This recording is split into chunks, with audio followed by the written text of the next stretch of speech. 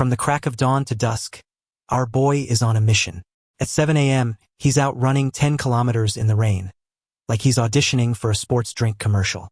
By noon, he's going all out, throwing 500 head strikes like he's got beef with a punching bag. Then, at 5 p.m., he's hitting the gym, knocking out 10 sets of bench presses, squats, and deadlifts. His muscles are probably staging a protest, but our MC doesn't care.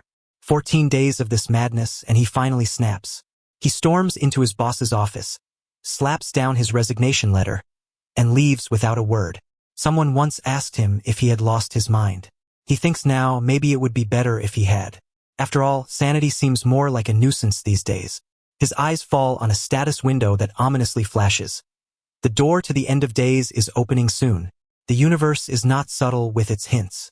The message recommends some last-minute prepping, strength training, cardio, and kendo. 'Cause why not? If the world's ending, you might as well be ripped. The countdown ticks ominously from 5 seconds to 0, making his heart race like he's at the starting line of a marathon. Flashback to 15 days ago, and it was a wild day in Jonggyeogu. Phones everywhere start blaring with a disaster alert, talking about monsters near Inwang Mountain and suggesting, ever so politely, that people evacuate immediately. Panic hit the streets like a bad plot twist. A student, thinking it might be a prank or some weird social experiment, gets another alert, this time about monsters near Sorak Mountain. Because why not spread the joy? More notifications follow. It's like the monsters got an invite to a global party, but just when it seems it can't get worse, another notification pops up. Monsters have appeared, not a joke? Thanks for the clarification, because people were really starting to doubt this wasn't an April Fool's prank gone too far. A streamer named Sarkarella is live on the scene, hiding behind a tree like he's in the world's worst nature documentary. He's filming a giant figure while his voice trembles like a tuning fork. Comments roll in, half of them roasting him. Someone suggests he play red light, green light with the monster.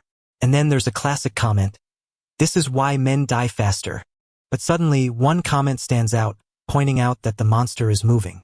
The chat lights up with warnings, but the streamer dismisses them until a growl echoes from right behind him. Cue the collective scream from everyone watching. Our MC nearly drops his phone when it screams too, startling him more than his morning alarm. He squints at the screen, wondering why this video looks way too real to be CGI. Walking through a crowded square, he sees that everyone else seems glued to their phones, reading the same disaster alerts. He mutters to himself, "What's happening today?" He's got enough on his plate without adding monsters into the mix. Making a living is hard enough as it is. As he walks, something catches his eye. A goblin, shackled and panting like it's just escaped from a dungeon. He freezes, feeling a chill crawl down his spine. Should he run? He mutters something about it being the day the math teacher comes, hoping the goblin understands human awkwardness. But instead of attacking, the goblin gives him this look. You know, the one, the help me eyes. It's like a stray puppy, only, way uglier and with a shackle on its leg. Our boy feels torn. A monster with puppy eyes? That's emotional blackmail right there. He mentally fights with himself, reminding himself he's human, and it's a monster. But then, the goblin pulls out a tiny photo of its family and wipes its tears with a handkerchief. Seriously, what's next? A sob story about how it just wants to see its goblin kids graduate? Hoyoung's brain short-circuited for a second. This had to be a joke, right? Still, he decided to help. And just like that, he's holding a small pouch with a shiny golden ball inside. A system window pops up, reading Silver Goblin Pill. The description says, "Once consumed, one will obtain," and leaves it at that. Cliffhanger much? He stares at the pouch, wondering what on earth just happened. Who even eats something as suspicious as this? He reaches out to the system message, half expecting it to be solid, but his finger passes through like it's a hologram. Before he can ponder more, a news anchor's voice blares from a nearby TV, talking about large towers appearing all over the world. And the army that went inside lost contact with the outside world. Great, just what he needed, more apocalyptic news. He stands there, staring at the TV, a million thoughts racing through his head. Just then, a loud explosion shakes the ground, rattling the windows. It's not every day you get to see a Tower of Doom live on TV. Chaos explodes everywhere. People are running, screaming, doing everything but staying calm. TV channels are in full-blown panic mode. In Korea, a massive tower has just popped up out of nowhere. Meanwhile, Hoyoung stands there, fists clenched, eyes glued to the tower outside. The status window is still yammering about the silver goblin pill. He's hesitating but knows he's got to do something. So, he swallows the pill, thinking, well, if this kills me, at least I won't have to pay off my student loans. Suddenly, he feels a strange sensation spread through his body. His eyeballs dart around, and a status window pops up, announcing he's unlocked the Sage's status window. Fancy. It claims to provide the highest survival rate in this chaos. A blue light shines, and out of nowhere, a book materializes in his hands. He opens it, and a blinding flash surrounds him. The book merges into another status window titled Guide, announcing that the world's countdown to doomsday is officially ticking. With 15 days to go, it advises him to start some serious strength training, because apparently push-ups are the answer to the apocalypse. Fast forward to now, and our boy is staring at the status window, which reads, "The door of the end has opened," and he's suddenly in a forest. Not quite what he pictured the end of days to look like. He glances at the sword slung behind him. The status window kindly labels it Blunt Sword. Well, that's reassuring. More windows pop up, informing him that the game has officially started and the tutorial is beginning. Because nothing says welcome to the apocalypse like a tutorial level. After an aptitude test, he's assigned the class Combat Swordsman. He's shocked. Another window instructs him to open the status window for more details. It's like trying to read the terms and conditions in a video game. Overwhelming and probably filled with important stuff he should pay attention to. He checks his profile, seeing he's a level 1 combat swordsman with basic swordsmanship skills and access to the Sage's status window. His HP is full and he's got 10 MP. No points to allocate yet. He swings his sword, getting a feel for this new reality. Apparently, he has to survive in the forest for an hour or find an exit. Seems like a fair trade for a tutorial. The Sage's status window pops up, offering him a survival guide. It suggests he use all 60 minutes to hunt monsters, because apparently going for the exit is for quitters. He realizes the window knew this would happen, which is either comforting or creepy. Deciding to follow the guide, he ventures deeper into the forest. Soon enough, he spots movement. A small, one-horned raccoon. Cute, but it's still a monster. The raccoon growls and leaps at him, but Hoyoung, with his newly acquired reflexes, strikes it down. He gains some experience points, which is a nice bonus. He notes that his basic swordsmanship consumes 2 MP per use. With only 10 MP, he can swing his sword with skill 5 times before running dry. Efficient hunting is key. He slashes through more raccoons, thinking of basic swordsmanship. After the last one falls, he levels up to 2, regaining his HP and MP. He now has 2 points to spend, which is like getting a bonus stats in a game. Just when he's feeling good about himself, a new status window appears, explaining the weight of knowledge. Having the Sage's status window means he'll level up slower than others. Great. He gets an overpowered tool and they hit him with a penalty. Frustrated, he checks his status again. Everything looks the same except for one thing: he still has points. He thinks hard, realizing that if he plays this right, it's not a penalty at all. It could be a game-breaking ability in disguise. Hoyoung was in the thick of it, swinging his sword with wild determination. The raccoons stood no chance against his fierce slashes, and one by one, they fell. His eyes flickered toward the floating status windows that popped up in front of him. A rush of excitement surged through him. He'd gained experience points and leveled up to 2. But before he could even finish the thought, the windows vanished into thin air, leaving him with a furrowed brow. His stats were back to level 1 as he had expected. However, the silver lining was that his remaining points were steadily increasing.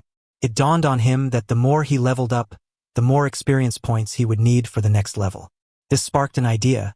Maybe it'd be smarter to boost his stats directly instead of grinding levels the old-fashioned way. Lost in thought, he contemplated his next move. His gaze shifted over his available options: stamina, strength, agility, and sensitivity. Strength and agility seemed like the go-to choices for a combat swordsman. More power for attacks and faster reflexes to dodge blows. But our boy had a different idea. He decided to boost his sensitivity stat by 4, and a new status window popped up to confirm his progress. It's not every day you see someone beefing up sensitivity, but hey, even swordsmen need to feel things, right? With his plan in motion, Hoyoung kept on slicing through the one-horned raccoons. They were just tutorial monsters, after all, and they were practically folding under his blade with the default stats. Glancing at the status window, He noted he had a full 60-minute tutorial to slay as many of these critters as possible. The real challenge wasn't defeating them. It was finding enough of them within the time limit. Luckily, with his sensitivity cranked up to 20, spotting them became a breeze. RMC was feeling pretty good about himself, almost giddy. He thought he could sense a sort of chi, which was a fancy way of saying, "I'm awesome." But just as he was riding that high, a dark energy loomed behind him. The joy vanished as quickly as it came. A notification informed him that he'd defeated all the monsters and triggered a hidden quest. Great, because things were going way too smoothly, right? A roar ripped through the air as a giant, red aura-covered monster emerged. A level 2 one-horned raccoon alpha. Hoyoung felt a wave of dread. This was no ordinary raccoon. It was the boss. The alpha lunged at him with alarming speed, and our MC barely managed to dodge in time, heart pounding in his chest. The ground shook with the beast's landing, and Hoyoung realized he was in for a real fight. The raccoon charged again, and with a determined swing of his sword, Hoyoung managed to slice through it. Relief washed over him. This was doable. The status window confirmed his victory. The boss was down, the hidden quest was cleared, and he even earned some gold. Not bad for a day's work. Breathing heavily, he looked at the raccoon alpha's lifeless body, pride swelling as he noticed he'd hit level 7. The window informed him that he had completed the tutorial. He hadn't expected the hour to stretch so long, but it was finally over. Or was it? Suddenly, he found himself in a different place altogether, surrounded by a crowd of confused people. A voice crackled through a speaker, welcoming them and announcing their successful completion of the tutorial. The crowd hung on every word as the voice continued, explaining they were now in the lobby of the tower, specifically the C-2567 region. Hoyoung's mind raced as he counted 14 men and 11 women. Did all these folks finish the tutorial too? Behind him, someone muttered about being in another place again, while a man demanded to be sent home. The scene was utter chaos. People crying for their moms and insisting it was all a dream. It was like a bad episode of a reality show. Hoyoung understood their panic. The entire world had flipped on its head in one day. He clenched his fist, telling himself to stay calm and focus on survival. Then, a woman's voice cut through the noise, asking where they were. The answer came from a mysterious voice, explaining they were in the Tower of the End.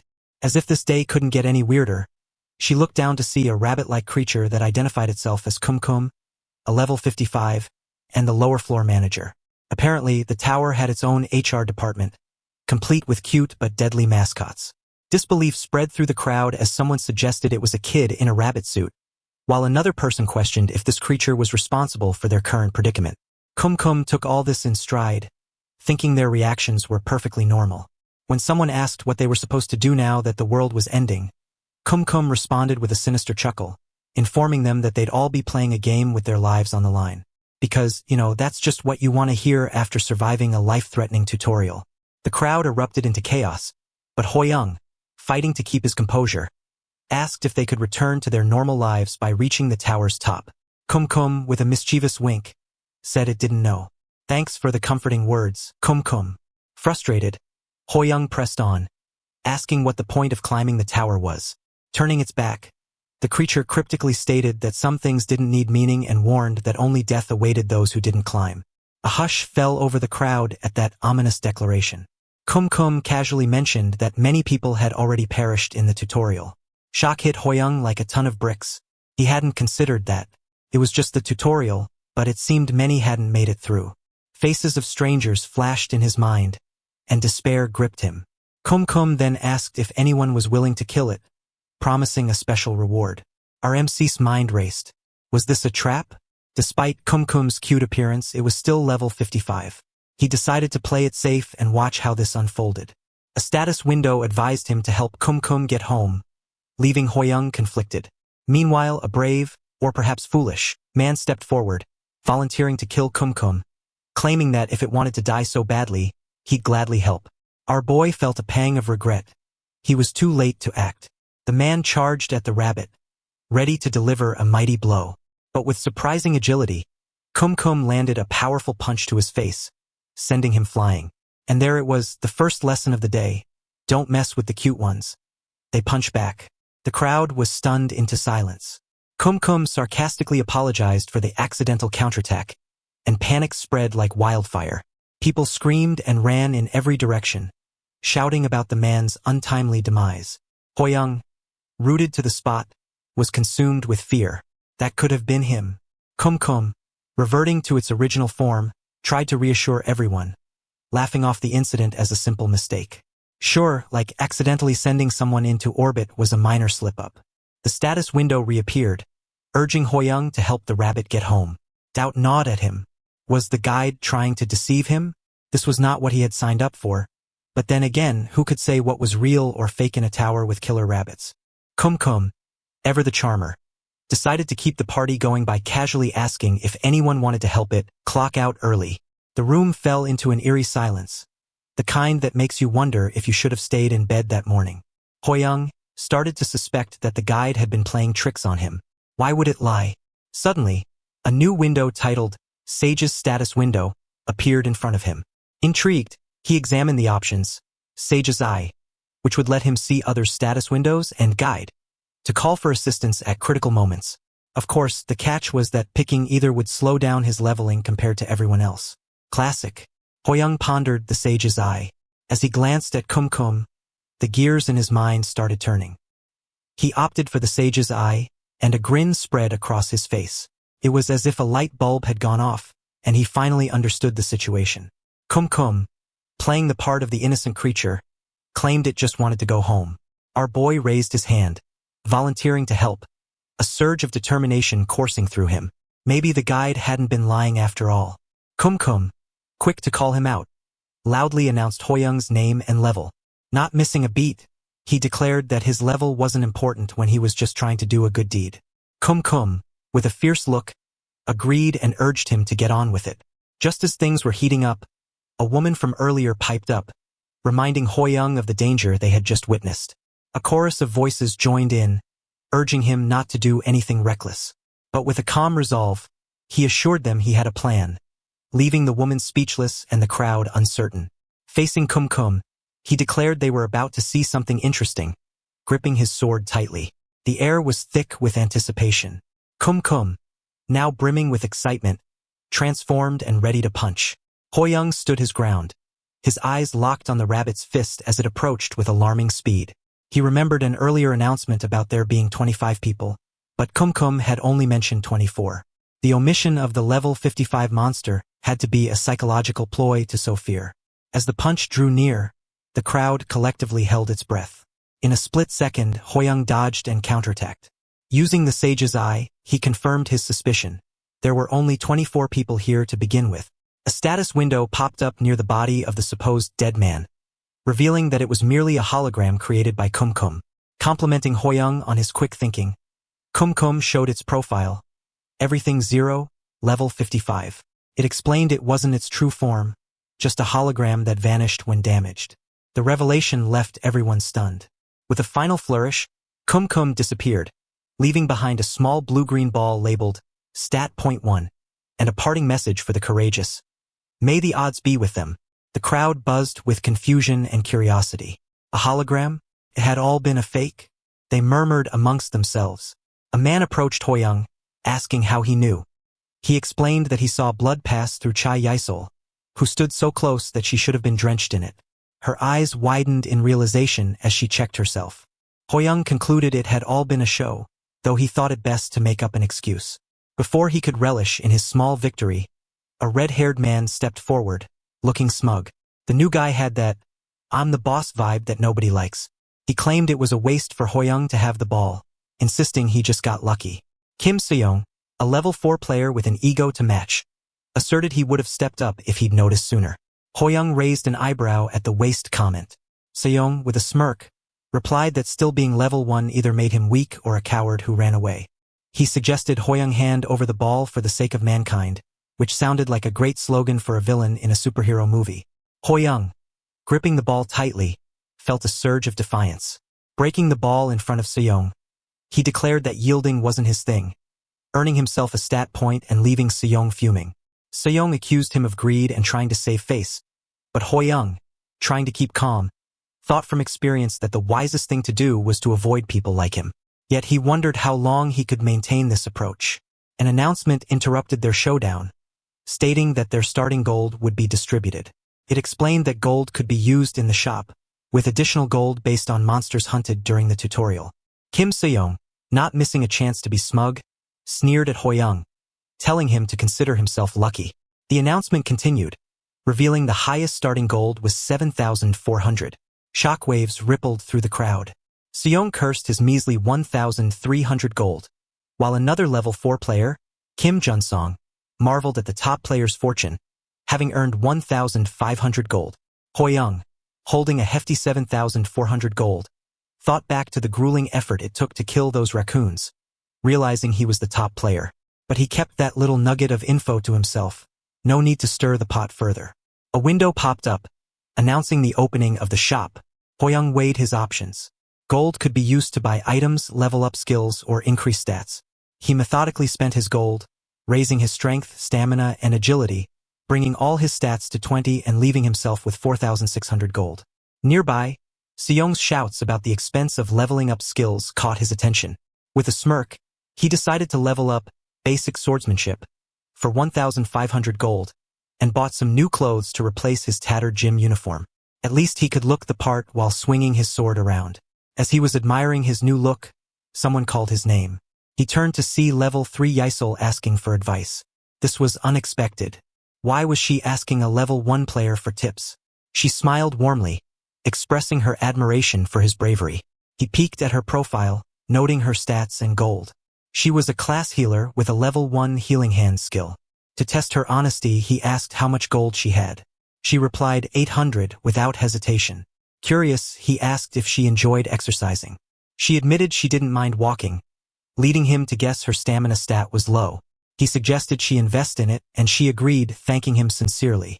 Suddenly, an announcement blared, stating the first floor mission would commence soon. It instructed them to form 3-man parties and warned that incomplete parties would be filled randomly. Panic spread through the crowd like wildfire. Hoyoung had expected group missions but was caught off guard by how soon it was happening. Kim Jun-song suggested they reveal their levels for better team formation, and the players quickly started grouping up. Yizil asked Hoyoung to join forces, and he agreed. A healer was a valuable ally after all. However, despite having a healer on his side, other players steered clear of joining his party, citing flimsy excuses. A level 1 combat swordsman wasn't exactly an attractive option. Yizil, looking concerned, asked what they should do. Hoyoung noticed the level 4 players comfortably settled in their parties and glanced at the remaining players. Just then, the announcement stated that time was up and incomplete parties would be filled randomly. With no time to spare, the mission began, and they were transported to a dense forest. Hoyoung and Yisol found themselves stuck with none other than Se-young, who cursed his rotten luck loudly. Facing Se-young's glare, Hoyoung wondered if they could find a way to work together. No matter how much they disliked each other, survival was the priority. He took a deep breath, steeling himself for what lay ahead. They had to make it work one way or another. The status window pops up with a mission for our trio. Take out the Kobold tribe in under 12 hours. No pressure, right? From their hiding spot behind some trees, they scope out the tribe's area. Kim Se-young, ever the confident one, is ready to handle this himself and tells our boy Lee Hoyoung to stay out of the way. Like that's gonna go smoothly. Our MC tries to keep the peace, reminding him it's a team mission, but this just ticks Se-young off. He accuses Hoyoung of riding his coattails and being a backseat driver. Hoyoung sighs, thinking it's best not to argue with Mr. Hothead, and agrees to let him take the lead for now.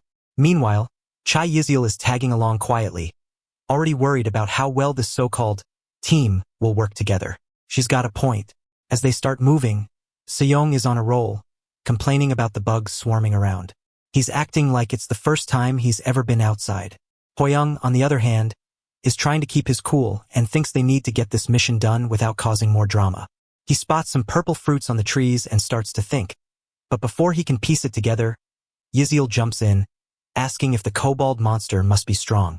He tells her there's a chance it's stronger than a one-horned raccoon, but since they're still level 1, they should be able to handle it. Of course, a reminder to stay on guard in the Tower of the End is always good advice. Yizil nods, trying to take it all in. Then, bam! Out of nowhere, a beastly creature with massive claws, a bulky body, and legs that look like they could kick a boulder into orbit appears. Hoyoung's heart starts doing a drum solo in his chest as he takes in the sight of this level 5 kobold. This way bigger and scarier than any one-horned raccoon they've come across. The kobold lets out a growl, and they quickly hide behind the trees. Yiziel, clearly freaked out, asks what they should do, noting that this monster looks like it's been hitting the gym way more than any of them. Hoyoung agrees and suggests they scout around to see if there are more kobolds. But, of course, Kim Seong has other ideas. He steps up, all bravado, accusing them of hiding like cowards. This guy really knows how to read a room, doesn't he? Without warning, Seong leaps at the kobold, landing right on top of it and starts throwing punches, loudly proclaiming that it's just a level 5. Hoyoung and Yiziel watch in stunned silence as Seong, grinning like a maniac, goes to town on the kobold.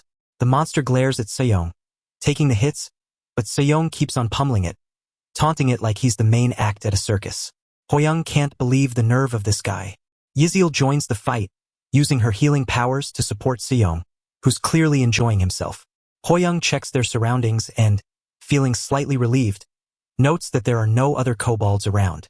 He watches Seong's strength at 24, while the kobold's HP slowly ticks down from 92%. Okay, credit where it's due. Seong's living up to his level. But something doesn't add up. Hoyoung wonders why the damage is so low compared to Seong's strength. There has to be another factor here. Suddenly, a status window pops up with a handy guide that says kobolds are passive monsters and won't attack unless provoked. Well, there's a plot twist for you. Seong basically just punched the quiet kid in class. But our MC decides to roll with it, figuring they need to capture a few kobolds for research anyway. He closes the status window, only to spot something surprising. Seong's still going at it, using his level 1 stone fist, shouting for the kobold to die already. But then the kobold dodges, and Seong's fist goes right into a tree, snapping it like a toothpick. The tree falls and hits another kobold. Now, this one's a level 6 and it's not looking happy. Seong, who was so confident a second ago, suddenly looks like he's bitten off more than he can chew. Both kobolds charge at him. He curses, realizing he might be in deep trouble. Looking around for Hoyoung, he finds that our MC has vanished. Classic move, right? He grumbles to himself, assuming Hoyoung ran off. Meanwhile, the kobolds are roaring, ready to pummel Seong. But just then, Yiziel steps in, attacking one of the kobolds from behind. Unfortunately, she trips over a rock and faceplants on the ground. Talk about timing. She tries to get up but finds herself staring at a kobold about to attack. Out of nowhere, a sword flies through the air, stabbing a fruit. Hoyoung, in his level 1 basic swordsmanship glory, jumps into the fray. The fruit pulp splatters on the kobold, and it freezes up, letting out a groan as it dies. A status window pops up in front of Hoyoung, showing he has eliminated the level 6 kobold. Seong, never one to miss an insult, calls him a loser, but Yiziel looks at him with relief, tears in her eyes. Hoyoung takes a moment to reflect. He'd noticed the bugs eating all the other fruits but avoiding these specific ones, and it made him curious. Thanks to the guide's info, he had summoned a poison apple from his inventory. Knowing that kobolds are weak to poison, he holds up the apple, smiling like he just found the cheat code to this level 1 mission. Seong, still struggling with the level 5 kobold, watches as Hoyoung helps Yiziel to her feet. He asks if she's okay, and she thanks him, noting how close it was with the extra kobold being drawn in by the aggro. Hoyoung admits it could have been dangerous if he had been a bit later. Chai Yiziel agrees, thanking him for his help, and he replies he's just glad she's safe. When she asks where he had been, Hoyoung starts to explain, but Seong cuts him off, accusing him of being a freeloader. This guy just doesn't quit. He goes on about how Hoyoung only jumped in at the last second to steal the kill and calls him an unethical leech. Our MC stands there, speechless, wondering what kind of logic this guy is using. Seong stomps away, muttering about how he's the bigger person because of his higher level. Hoyoung sighs, realizing that Seong's inability to understand the situation will only make things tougher. As the sun sets, they arrive at the kobold village. Kim Seong, the self-proclaimed punching champion, struggling to fight the kobolds. Meanwhile, Yiziel and Hoyoung are also fighting off kobolds using the poison fruit, though their efforts look like a sideshow compared to Seong's rampage. Watching them, Seong starts cursing inwardly, wondering how they're managing to finish off the kobolds so easily. Really, bro? Can't you see them using the poisonous fruits? Then, out of nowhere, a kobold lands a punch on him. More join in, and suddenly he's surrounded and getting the stuffing beaten out of him. In pain, he desperately wishes for someone to swoop in and save him. As if on cue, the kobolds suddenly burst apart, and there stands Hoyoung, sword in hand. He casually tells Seyoung he took over the fight for a bit and asks how the ride was. Seyoung, his eyes welling up with tears, suddenly calls him Big Brother. Both Hoyoung and Yizil stare at him, utterly shocked by this sudden change of heart. And just like that, a status window pops up, indicating they have cleared the mission. The three of them return to the lobby, an awkward silence hanging in the air, thick enough to cut with a knife. Kim Seyoung, looking like he just got caught in an embarrassing dream, can't shake off the memory of what he did.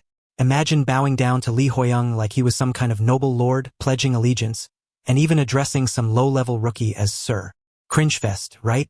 As they each experience the sweet buzz of leveling up, Chai Yizil cheerfully congratulates Lee Hoyoung, who responds with a humble smile that almost says, "Ah, shucks, it was nothing." Meanwhile, Seyoung, holding back the urge to explode, silently swears he'll serve only his boss. He's on the edge, knowing if word of this humiliation gets out, he's done for. But hey, he's a man of his word, and there's no taking it back now. Lee Hoyoung, seeing Seyoung's face contorted in frustration, wonders if the guy's just holding in a bad case of stomach cramps. Chai Yizil, scanning the empty lobby, guesses they're the first ones back and asks if they were the quickest. Hoyoung nods, saying they got lucky by figuring out the kobold's weakness. Seyoung, putting two and two together, realizes they actually placed first. Yizil, practically bouncing with excitement, yells that it wasn't just luck, it was Hoyoung's sharp eyes. Without him spotting the opportunity to use poison, they'd still be bashing their heads against a wall. Hoyoung laughs it off, claiming her support was crucial, all while secretly thinking, "I'm a total fraud." As other parties trickle back in, Lee Hoyoung notices Kim Junsong and Seo Juno's group. They probably found the poisonous apples too, he muses, hoping the rest of the teams make it out alive. Their thoughts get interrupted by a sudden commotion as another party limps in, but only two members make it. Chai Yizil's face falls as she asks about the third person, but the answer comes through choked sobs. Just the two of them survived. The announcement blares that the first-level mission has ended for all parties, and they repeat the message like a broken record. Yizil tries to argue with the system, shouting that someone's still missing, but the mechanical voice drones on. 6 parties returned, 8 players failed. Lee Hoyoung, already expecting a grim outcome, feels his heart sink further. 8 dead, just like that. He pictures a field of skulls around him, contemplating how many more will fall before they reach the top. Then the announcement shifts gears, stating that they're calculating the mission results for the survivors. The party that completed the level first gets 1,000 gold each. Yizil and Seyoung beam at their status screens, confirming their first-place victory. Hoyoung glances at his profile, noticing his 2,000 gold for both bonuses. It's less than what he got during the tutorial, but hey, gold's like a survival insurance policy. Gotta save up. Just as he's enjoying the moment, someone shouts, demanding to know which party claimed first place. With everyone staring daggers at him, Hoyoung realizes he can't dodge this one. Before he can open his mouth, Seyoung bursts out, boasting that it was them, calling everyone else weaklings. Hoyoung side-eyes him, thinking the guy's conveniently forgotten about being pounded by those kobolds. The atmosphere is tense, but Seyoung's bravado loosens it a bit.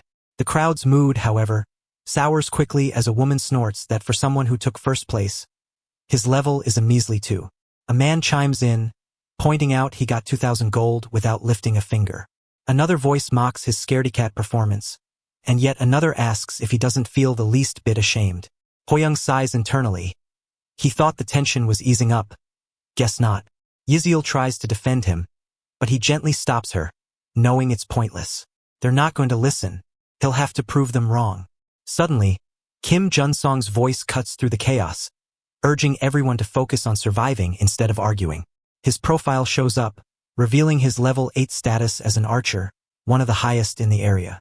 Seo Juno backs him up, reminding them they need to push forward for the sake of the fallen.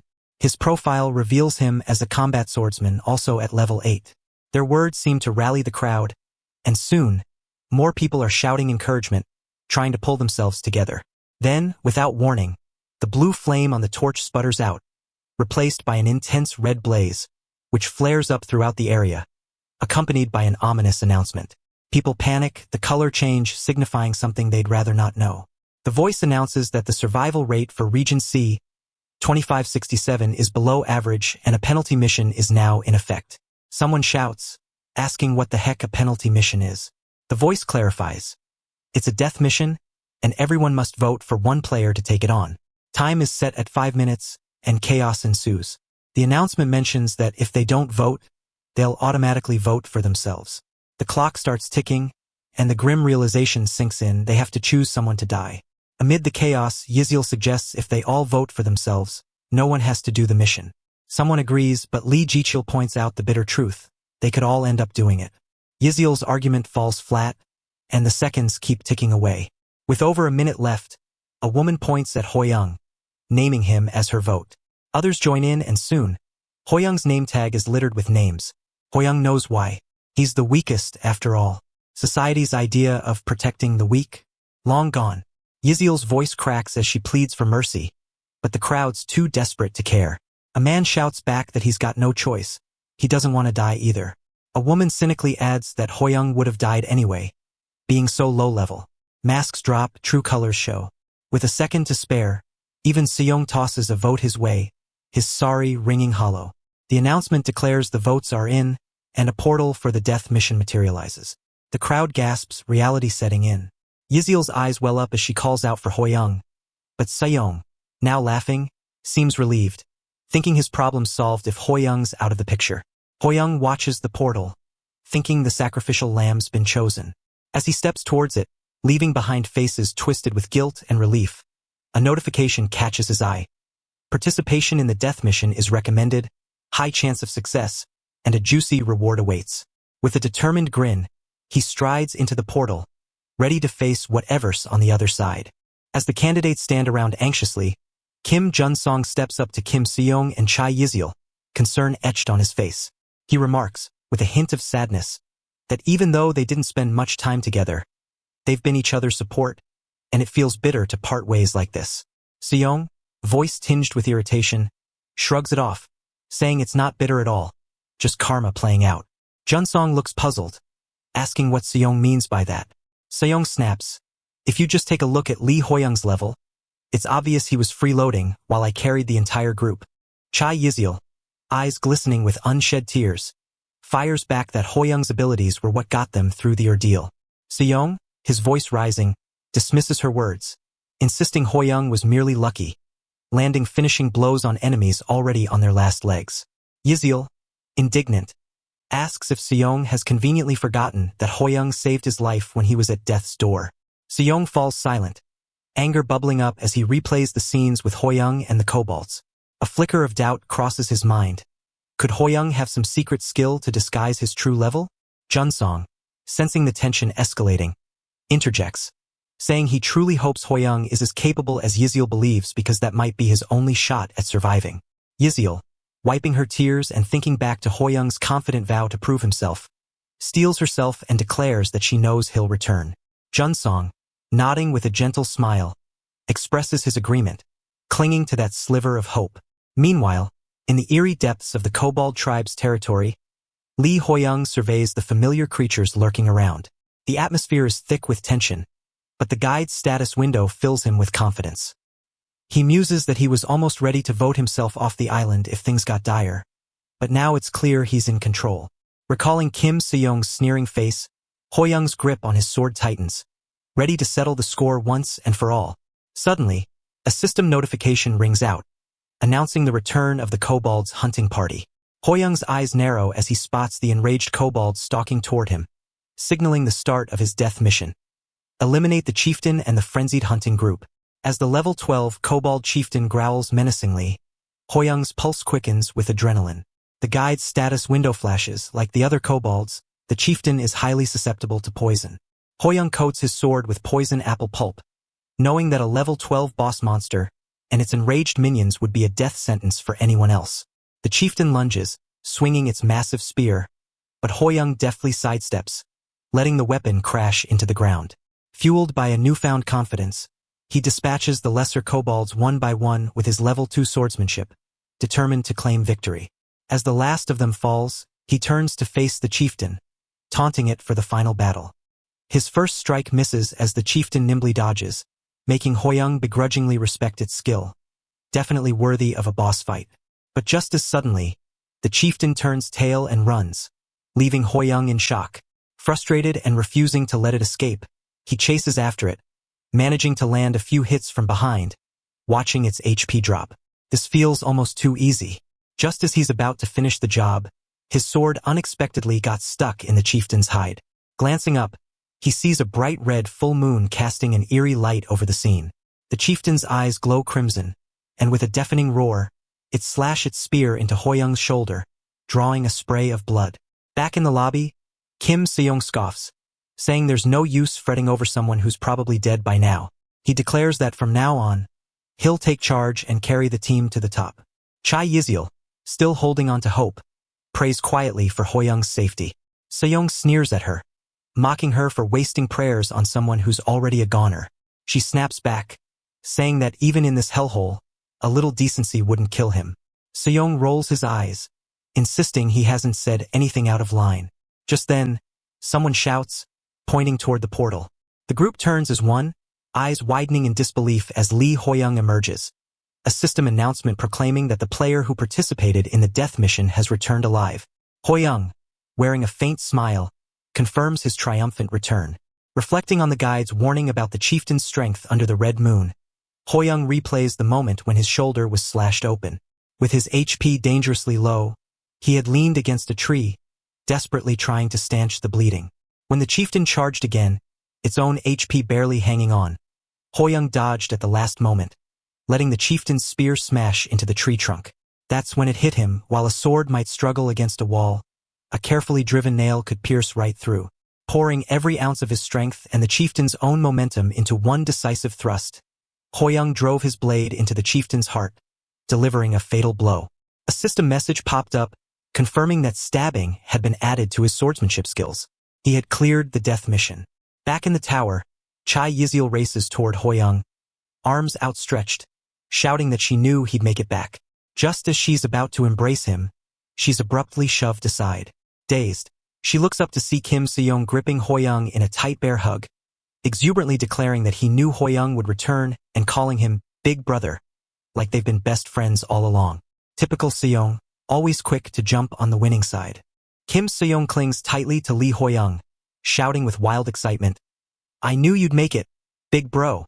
A measly death mission could never take down the strongest guy in the universe. His laughter echoes as he boasts about Hoyoung's invincibility. Lee Hoyoung, his patience hanging by a thread, clenches his fist, resisting the overwhelming urge to punch Seong's teeth in. Their reunion is interrupted by Lee Byongkyol, who raises an eyebrow, his tone skeptical. "Did you really clear the death mission?" He adds that he's relieved Hoyoung made it back, but if he completed the mission, he should have gained a hefty chunk of experience points. Yet Hoyoung's level is still the same. The murmurs around them grow louder as the other candidates exchange glances, noting that Hoyoung is still at level 2. Some speculate if it's like the rabbit mod, implying Hoyoung's achievement might be meaningless. Hearing their whispers, Hoyoung's chest tightens. He thinks he's grown numb to it, but the world never misses a chance to push the weak further down. A bitter memory resurfaces, his first academic assessment as a child. He remembers kids whispering behind his back, one girl marveling at how he topped the midterm, while a boy accused him of cheating, sneering at how a pathetic orphan could ace exams without private tutoring. They couldn't stand to see a worm like him rise, so they wanted to crush him back into the dirt. And here he is again, surrounded by a mob ready to tear him down. Someone suggests that maybe Hoyoung just hid somewhere during the mission, biding his time. Another agrees, saying it's plausible because, at his level, he couldn't have done much besides cower in a corner. Hoyoung's grip tightens around his sword, his knuckles turning white. He already knows people like this don't change their minds easily, but right now he needs to show them something undeniable. Before he can respond, Chai Yiziel's voice cuts through the chatter. "Enough! Why do you keep doubting him?" Her tone is firm, eyes blazing with anger. She points out that Hoyoung has already proven himself by surviving the death mission. Hoyoung turns to her, heartened by her unwavering support. Seong, never one to miss a moment, jumps in, backing Yiziel up and calling her big sis. He shouts, "You guys must be out of your minds. Instead of throwing a party to celebrate my big bro's glorious return, You're ruining the mood? Shame on you. Hoyoung glances at Seong, who's rambling on, thinking he sounds like the biggest nutjob here. But oddly enough, Hoyoung feels a small sense of reassurance. He knows if they want to survive the tower, he needs everyone on the same page. To achieve that, he must give them something to believe in. He steps forward, presenting the sword now named Indomitable Sword. Its rare rank and plus 15% attack power leave the crowd stunned. Lee Byung-yeol's eyes widen, exclaiming that such a high attack boost is practically a cheat code. A woman checks her own weapon, a dull, worn sword, and mutters that no special information appears for it. Kim Junsong, eyes sparkling, praises Hoyoung for holding onto the poison apple, calling him truly extraordinary, just as Chai Yiziel had said. Yiziel claps for him, but Hoyoung, modest as ever, insists it was just luck. Junsong, however, points out that getting a reward like this is more valuable than experience points for their survival. Hoyoung's expression hardens. Survival, huh? You mean, after you all almost sent me to my death? A heavy silence falls, everyone at a loss for words. Seo Juno steps forward, looking utterly ashamed. He admits Hoyoung is right, head bowed, tears streaming down his face. He confesses that he justified voting for Hoyoung by telling himself it was unavoidable. But deep down, he knows it was pure selfishness. He was only relieved it wasn't him facing death. Juno bows deeply, apologizing through choked sobs, saying he's truly glad Hoyoung made it back alive. Hoyoung and the others watch in silence. A woman with a carefree attitude breaks the silence. Come on, why the drama? Someone had to go, and Hoyoung came back with a rare item. It's all good, right? Seo Juno's head snaps up, glaring at her. How can you say that, Seo Eunjin? Don't you feel even a shred of guilt? Eunjin shrugs, cool as ever, and counters. Weren't you the first to vote for him? Hoyoung raises a hand, stopping Juno from responding. He explains that he didn't bring this up to blame anyone but to prevent it from happening again. He points out that they must have realized during the death mission voting, the tower is trying to tear them apart, sowing distrust and conflict. His survival proves they can defy its expectations. Kim Junsong, looking inspired, asks Hoyoung if he has a plan for what's next. Hoyoung nods. We'll find a way for the most people to survive and keep climbing the tower. Step by step, we'll reach the top and reclaim our lives. His words resonate, a spark of hope igniting in the candidates. Chai Yiziel cheers, saying they'll all have to join hands to make it happen. Hoyoung agrees, and Seo Juno, tears still glistening, smiles, thinking Hoyoung is truly a generous man, far above petty concerns like level or status. Suddenly, a booming voice interrupts their resolve. How touching. But isn't this unfortunate? It's Kum, grinning mischievously as it enters. It announces that the next mission is a survival game. People groan and protest, asking why it's back again and if they'll get stat points this time too. Hoyoung, a chill running down his spine, cautiously asks what a survival mission means. Kum chuckles, calling him sharp, and explains that the level 2 mission will be a battle royale among the 15 players here. The candidates are stunned into silence as Kum elaborates. There will be 16 players and 16 doppelgangers, 32 fighters in total. To clear the mission, they must kill the doppelgangers who have the same stats and memories as the players. The catch? There's no reward for killing a doppelganger, but taking out another player will net stat points and gold. The mission is a golden opportunity for those willing to betray. Chaos erupts as people shout accusations and fears. Kum twists its finger with a malicious grin, adding that every 30 minutes without a kill, everyone will be summoned to face a massive disaster in the lobby. As it speaks, a purple light flashes, and panic spreads. A clawed hand emerges from the lightning. Someone screams that something's coming through. Lee Hoyoung's legs lock as he stares at the giant, its level unreadable. Seo Juno shouts at him to move, but Hoyoung's mind races, thinking this is exactly what Kum wants. To pit them against a monstrosity that's way out of their league. A thunderous explosion rips through the air, sending everyone sprawling to the ground. Lee Hoyoung's gaze locks onto the towering behemoth before him, and he can't help but think, This is a disaster. A man nearby, shaking like a leaf, mutters in disbelief. Is this even real? How the hell are we supposed to fight that when we barely survived the first floor? A woman, her face ghostly pale, pleads desperately, Please, someone help us. I don't want to die here. As the chaos unfolds, Lee Hoyoung observes the sheer panic gripping everyone around him. The monster lets out an ear-splitting roar, its colossal fist swinging down toward a man frozen in terror. Without hesitating, Lee Hoyoung rushes forward, grabbing the man and yanking him out of the monster's path. The man, gasping in relief, thanks him profusely, but Hoyoung, still dazed, can't help but wonder. We haven't even started the second-floor mission yet. What is this thing doing here?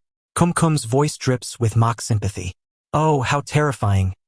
It quips, feigning concern. Hoyoung recalls Kumkum's earlier warning.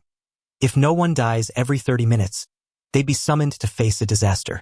He speculates that this might just be a spectacle, a way to scare them into taking the mission seriously. If that's the case, the monster isn't truly here to kill them, right? Kim Junsong and Kim Seong engage the beast with everything they've got, but their attacks bounce off its thick hide. Junsong, panting and frustrated, shouts, "Why isn't this working? I've shot so many arrows, and it's like they're nothing." Seong, equally exasperated, swears under his breath, his sword clanging uselessly against the creature's leg. Watching their futile struggle, Lee Hoyoung grits his teeth. No, this doesn't seem like just a scare tactic anymore. Is this thing actually trying to kill us? His thoughts are interrupted by Chai Yiziel's strained voice. While healing the injured, she cries out, "I'm out of mana. I can't keep this up." Hoyoung surveys the scene. No one's dead yet, but it's only a matter of time. He knows they're running out of options. A man shouts a warning as the monster rears back for another devastating blow. Lee Hoyoung steps forward, commanding everyone to fall back. There's no time to hesitate, he tells himself. With a determined resolve, he charges forward, his mind racing. Seo Juno yells at him to retreat, but Hoyoung's focus is unshakable. If I can't stop this thing, everyone will die. He assesses the synergy between his indomitable sword and his level 8 basic swordsmanship. It's got to work. It has to. As he prepares to strike, the monster suddenly disintegrates into the wind, vanishing without a trace. For a moment, everyone is stunned into silence, staring in disbelief. Then, cheers erupt, and they begin chanting his name. Lee Hoyoung, still gripping his sword, blinks in confusion, marveling at its power. Is it really this strong? He's never experienced anything like this before. But before he can process it further, a status window pops up, notifying him that he'll be in an exhausted state for 3 minutes due to overexertion. He collapses to the ground, groaning, "I'm doomed," as the crowd's cheers fade around him. Minutes later, Lee Hoyoung comes to, surrounded by worried faces. The status window indicates his exhaustion has lifted. He hears Chai Yiziel and Kim Junsong asking if he's okay, while Seo Juno, eyes shining with admiration, praises his humility and strength, even calling his fainting a perfect exit. Hoyoung, struggling to stand, asks, "What happened to the huge disaster?" Seo Juno begins to explain, but Kumkum interrupts, smirking. "Oh, don't worry. The monster's been sent back. It was just a little preview to get you all in the right mood." Hoyoung, still reeling, realizes it was just a test. Kumkum adds with a mischievous grin, "Not very exciting though, was it? You were all so chummy despite nearly getting crushed. Remember, a kill has to happen every 30 minutes. And I mean any kill. The ones standing next to you, they might just be the ones to stab you in the back." A cold silence settles over the crowd as the implications sink in. Kumkum, its message delivered, vanishes, leaving them in tense silence. Grinding his teeth, Lee Hoyoung wonders, is there no way out of this nightmare? The blue light flickers ominously, and Seo Juno, his voice grim, says, "If we can't identify the doppelgangers, we'll have no choice but to kill each other." Lee Jichiel, his voice urgent, demands they find a solution fast. Someone suggests marking everyone since the doppelgangers share their memories, but another questions how they'll know who's real and who's not. Lee Hoyoung steps forward, drawing everyone's attention. "I have an idea," he announces. Chai Yiziel, intrigued, asks what he has in mind. "During the mission, only I will move. The rest of you should gather at the highest point on the second floor. If anyone else makes a move, assume they're a doppelganger and deal with them accordingly." On Secheng, a towering figure at level 9 and a former Special Forces member, crosses his arms, skeptical. "And why should we follow your plan?" A woman, equally doubtful, scoffs. "You're barely level 2. Why should we trust you?" Lee Hoyoung meets their eyes with steely determination. Because Kumkum said there's no reward for killing a doppelganger, but killing another player nets you stat points and gold. The tower wants us to turn on each other, not the doppelgangers. I won't play their game. This is the best way to ensure we don't fall into their trap. Kim Junsong, after a moment's thought, nods. It makes sense. We can minimize casualties this way. He then asks, Hoyoung, do you have a way to identify the doppelgangers? Hoyoung's lips curl into a confident grin. Of course I do. The forest looms around them as the status window blinks, indicating the start of the second floor mission. They have 30 minutes to kill someone. 16 players and 16 doppelgangers. Kim Seong, grumbling about the risky plan, hides behind a tree. A voice calls out to him, and he freezes, noting that his large frame isn't exactly stealthy. But relief washes over him as he recognizes Lee Hoyoung. Big bro, I thought you were a doppelganger. With a swift, fluid motion, he slashes through Seong, splitting him in two. What just happened? Let rewind a bit. As they ventured deeper into the forest, Lee Hoyoung took it upon himself to handle all the killings. The status window flashed a grim message. The second floor mission had begun, and each player had to kill at least one person within 30 minutes. With 16 players and 16 doppelgangers, Hoyoung's focus locked onto his guide status window, which revealed a critical detail. The first player to reach a certain sensitivity level would obtain the impeccable senses skill, an ability crucial for detecting doppelgangers. Hoyoung felt a surge of both pride and anxiety, knowing that his earlier boast about distinguishing doppelgangers might come true with this skill. As he watched his stats fluctuate, uncertainty gnawed at him, wondering how many points he would need to invest. Then, abruptly, another status window appeared, congratulating him on being the first to reach a sensitivity stat of 50, awarding him the coveted skill.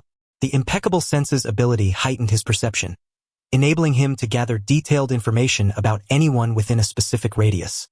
He stared at his hand, now emanating a soft blue glow, marveling at the newfound clarity with which he perceived the world. It was as if everything had gained a sharper, more vibrant hue. A faint mumbling caught his attention, his enhanced senses instantly zeroing in on the source. Recognizing the voice, Hoyoung realized it was Kim Seong, grumbling about his earlier suggestion to gather at the top of the floor without taking action, calling it reckless and lamenting the exhausting climb. Impressed by the acuity of his hearing, Hoyoung pinpointed Seong's location, 500 meters away. However, the next moment, a foul, unnatural stench assaulted his senses, revealing that the figure wasn't Seong but a doppelganger. A status window promptly confirmed the kill, updating the count to 16 players and 15 doppelgangers, the mission still demanding another kill within 30 minutes. Hoyoung felt a pang of guilt, knowing the doppelganger had perfectly mimicked Seong until its death. He hoped the others were adhering to his plan, remembering the initial agreement, bolstered by Kim Junsong's support. Though real-time events remained unpredictable, Hoyoung's sense of triumph was short-lived. His heart sank as he noticed that another player had fallen, reducing the numbers to 15 players and 15 doppelgangers. Panic spurred him into action as he scanned his surroundings, his heightened senses picking up on faint sounds that led him to a gruesome scene. Go Young was doppelganger, level 5, had just murdered another player. Hoyoung swiftly dispatched the doppelganger, the status window reflecting 14 players and 13 doppelgangers. Relief washed over him for stopping it before further damage could be done.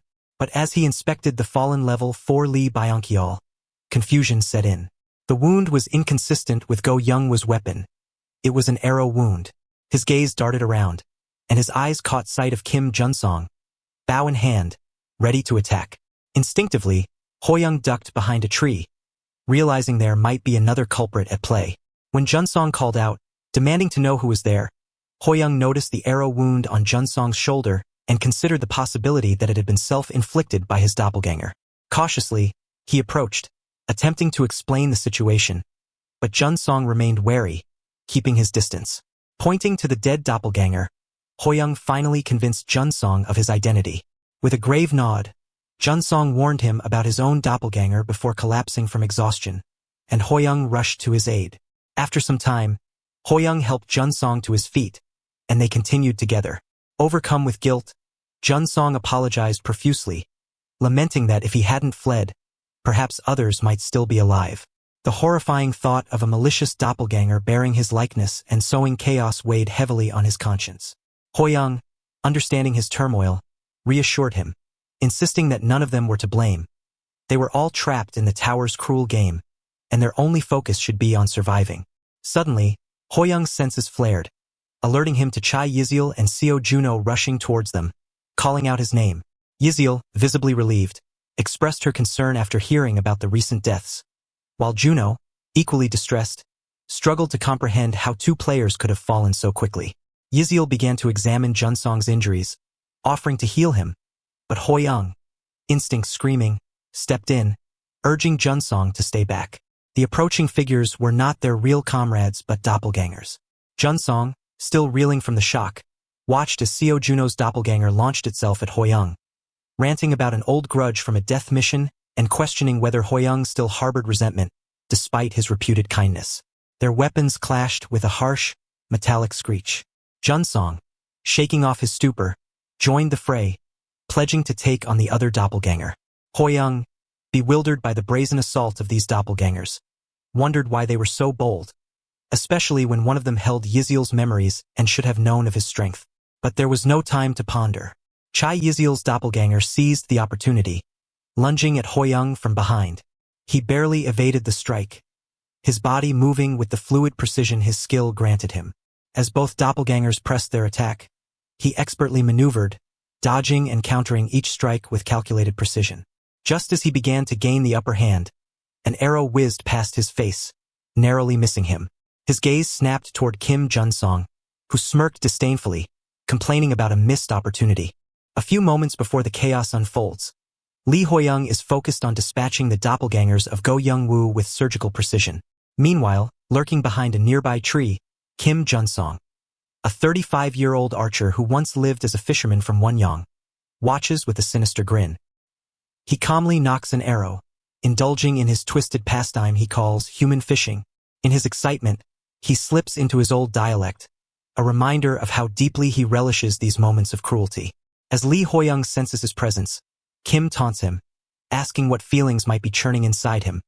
Betrayal, futility, or perhaps pure rage. Hoyoung, reading the madness in Junsong's eyes, concludes that this man is far more unhinged than he had initially realized. Coolly, he acknowledges that he'd been waiting for Junsong to reveal his true colors. Junsong smirks in response, acting as if Hoyoung had expected this betrayal all along.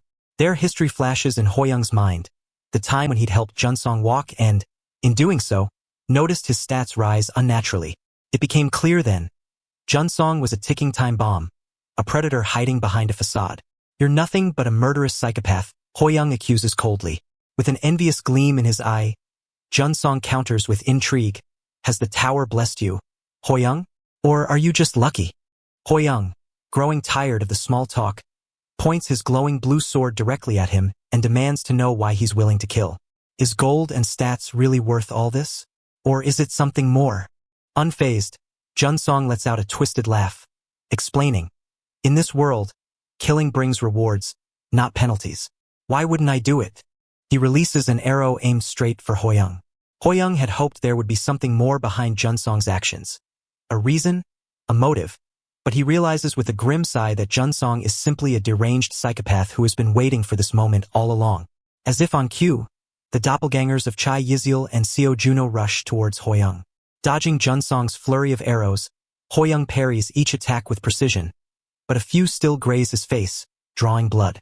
Thrown to the ground, Hoyoung grits his teeth, understanding that Junsong hasn't revealed all his tricks yet. Surveying the battlefield, he notices the formation of the doppelgangers. Behind him are Seo Juno, renowned for his unmatched close combat prowess, and Chai Yiziel, the most skilled healer in the group. Positioned before him is Kim Junsong, a deadly archer with terrifying precision. Together, they form a formidable team, a near-impenetrable net that tightens with every second. As Hoyoung regains his stance, Junsong taunts, catching a big fish takes effort. You know? He admits he thought Hoyoung would be an easy target, but now he's eager to watch him suffer. With a smirk, Junsong commands the doppelgangers to close in as he draws 3 arrows in quick succession. The arrows fly towards Hoyoung with deadly intent. Hoyoung, however, uses his sharp senses to analyze their coordinated attacks. He examines the stats of both Chai Yiziel and Seo Juno, noting their formidable capabilities. Despite their impressive teamwork, Hoyoung knows one thing. They cannot match his raw power. Engaging in a fierce battle, he strikes down the doppelgangers one after another. His blade sings as it slices through the air, deflecting arrows and dealing devastating blows. The doppelgangers falter, and soon, their bodies hit the ground. The status window flashes with an update. The number of players has dropped to 14, and the doppelgangers are now down to 11. A reminder flashes: kill at least one person within 30 minutes. Breathing heavily, Hoyoung turns his gaze toward Junsong, who now kneels, drenched in sweat and trembling. In a desperate plea, Junsong begs for his life, claiming that greed and the lust for rewards had driven him to insanity. "Give me one chance. Just one chance to make things right," he whimpers. But then, with a sudden burst of manic laughter, Junsong lunges at Hoyoung, cursing him to hell. His attack is wild and uncoordinated, driven by pure desperation. Hoyoung remains calm, easily deflecting the strike and responding with a swift, fatal blow. As Junsong crumples to the ground, his eyes widen in disbelief. His final thoughts echo the bitter realization: Hoyoung is far more than just another victim. He was a force of nature, one that Junsong had grossly underestimated. The status window flashes ominously, updating the count. 13 players left, 11 doppelgangers remaining. And with the chilling reminder, at least one more person must die in the next 30 minutes. Lee Hoyoung stands, his sword dripping with blood, trying to reconcile with the reality. He has just killed another human being. His mind races with mixed emotions. Before he can fully process the moment, another status window materializes. This time, the message is unexpected, and it sends a shiver down his spine. The player who took the role of the Star Killer has died. As the words hang in the air, a crimson aura begins to swirl around him, creeping closer. Confusion settles in, but the status window makes it clear. Hoyoung now has the opportunity to become the new Star Killer. The offer comes with temptations beyond imagination. Boosted stats, doppelganger minions, legendary equipment, and unparalleled skills, all for the price of embracing the bloodthirsty role. A peculiar woman shrouded in the same crimson energy appears before him, her presence cementing the gravity of his decision. As he watches the aura swirl around her, his thoughts turn to the earlier revelation about Kim Junsong. He had somehow controlled doppelgangers, and Hoyoung understands now that the Star Killer role is what gave him that power. He considers the staggering benefits, legendary rank items, incredible stat gains, exclusive skills. For a brief moment, the allure tugs at him. But Hoyoung knows better. This path isn't for him. Unlike Junsong, he cannot bring himself to become a remorseless killer, even if the rewards are great. The doppelgangers were one thing. He knew they weren't real humans. But more human opponents, more bloodshed just to survive? No.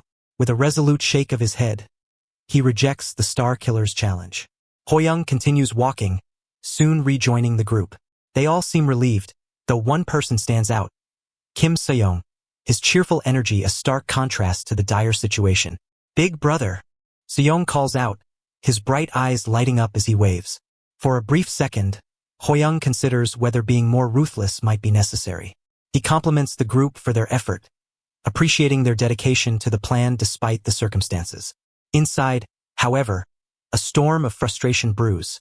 He knows their situation has grown far more complicated than he anticipated. Just as a man, accompanied by his eerily similar doppelganger, steps forward, the tension heightens. The man looks over at Hoyoung, his voice uneasy. "What's our next move? Can you even tell the real ones from the fakes?" Hoyoung affirms he can, but before he can elaborate, a voice cuts through the air. "Thanks for sticking to the plan," it says, and Hoyoung turns to see his own doppelganger standing there. Oh no. The group collectively holds its breath. The doubt in their eyes is unmistakable. A man speaks up, his voice wavering. "How do we know who to trust now?" A woman echoes the sentiment, asking if Hoyoung had anticipated this twist. He had, at least somewhat, but Junsong's betrayal had thrown everything off. Now, with his own doppelganger in the mix, the situation has become more dangerous. Lee Jichil, visibly rattled, presses Hoyoung for answers. "You said you killed the doppelgangers. Did you?" Hoyoung knows the truth. 5 doppelgangers have already fallen by his hand. But now, revealing that could expose their identities and possibly himself as a player. Yet, before he can explain, both he and his doppelganger announce the names of the deceased at the same time. The group stands in stunned silence. The simultaneous revelation has only added to the confusion. Sensing an opportunity, the doppelganger smirks and taunts, "If you really think you can trust Hoyoung, then let me remind you that he couldn't have killed the doppelgangers you trust the most." Kim Seyoung and Chai Yizil. His words stir a whirlwind of doubt, as another man accuses Hoyoung of manipulating them. A woman agrees, noting how it's the oldest trick in the book. Chai Yizil tries to reason with them, but the seed of distrust has been planted. Then, the doppelganger delivers a critical blow, stating, "If what I say is true, then Kim Junsong was the real doppelganger, and the real Junsong has already been killed." The shockwave hits the group hard. Junsong, their leader, their strongest member, gone? It seems impossible. The doppelganger grins, accusing Hoyoung of being the fake. The tension escalates as a woman proposes attacking Hoyoung to eliminate any remaining doppelgangers, but Kim Seyoung protests, pointing out that would make him a fake too. Chai Yizil and Seo Juno urge caution, reminding everyone that acting rashly could spell disaster. But time is running out, and someone warns that the 30-minute timer is ticking down. Hoyoung, weighing his options, knows he needs to act fast. He admires the cunning of his doppelganger. It's like praising himself, but he doesn't let that stop him. Then, he steps forward and admits, "I killed Kim Junsong." His doppelganger's smirk falters for the first time. Hoyoung's voice sharpens. "But there's one thing you don't know, something even you couldn't guess. Junsong killed other players. He was a traitor." Hoyoung draws his sword. With a decisive strike, he cleaves through Junsong's doppelganger, putting an end to the twisted game once and for all. Kim Junsong's doppelganger lets out a strained, harsh cough, cutting through the tense silence. The group turns toward him, realizing the situation is spiraling out of control. Before anyone can react, Lee Hoyoung's own doppelganger explodes in fury, shouting at Hoyoung, accusing him of recklessness. "What do you think you're doing?" The doppelganger roars, his eyes burning with rage. Amidst the chaos, Seo Juno's voice rises above the rest, calm but laced with curiosity. He asks Hoyoung the question now on everyone's mind. Is Kim Junsong really a traitor? His suspicion runs deep, and he quickly tries to piece together the puzzle. If the real Hoyoung just attacked Junsong, that means the truth is far more complicated than it seems. Seo Juno's logic starts to crystallize. If the real Lee Hoyoung kills a doppelganger, their true nature is revealed. That would prove his authenticity once and for all. But now, Hoyoung is saying Kim Junsong was a traitor. What could that possibly mean? Did Junsong kill humans? Seo Juno presses. Hoyoung, his face somber and serious, nods and says, "Yes. Junsong was no hero. He was a demon wearing the mask of a good person, hiding his true nature, waiting for the right moment to strike." The revelation shakes the group. Kim Eun-jin, her eyes welling with tears, can barely contain her disbelief. Her voice cracks as she cries out, "That's impossible. He saved me from a kobold. He asked if I was all right. He was kind."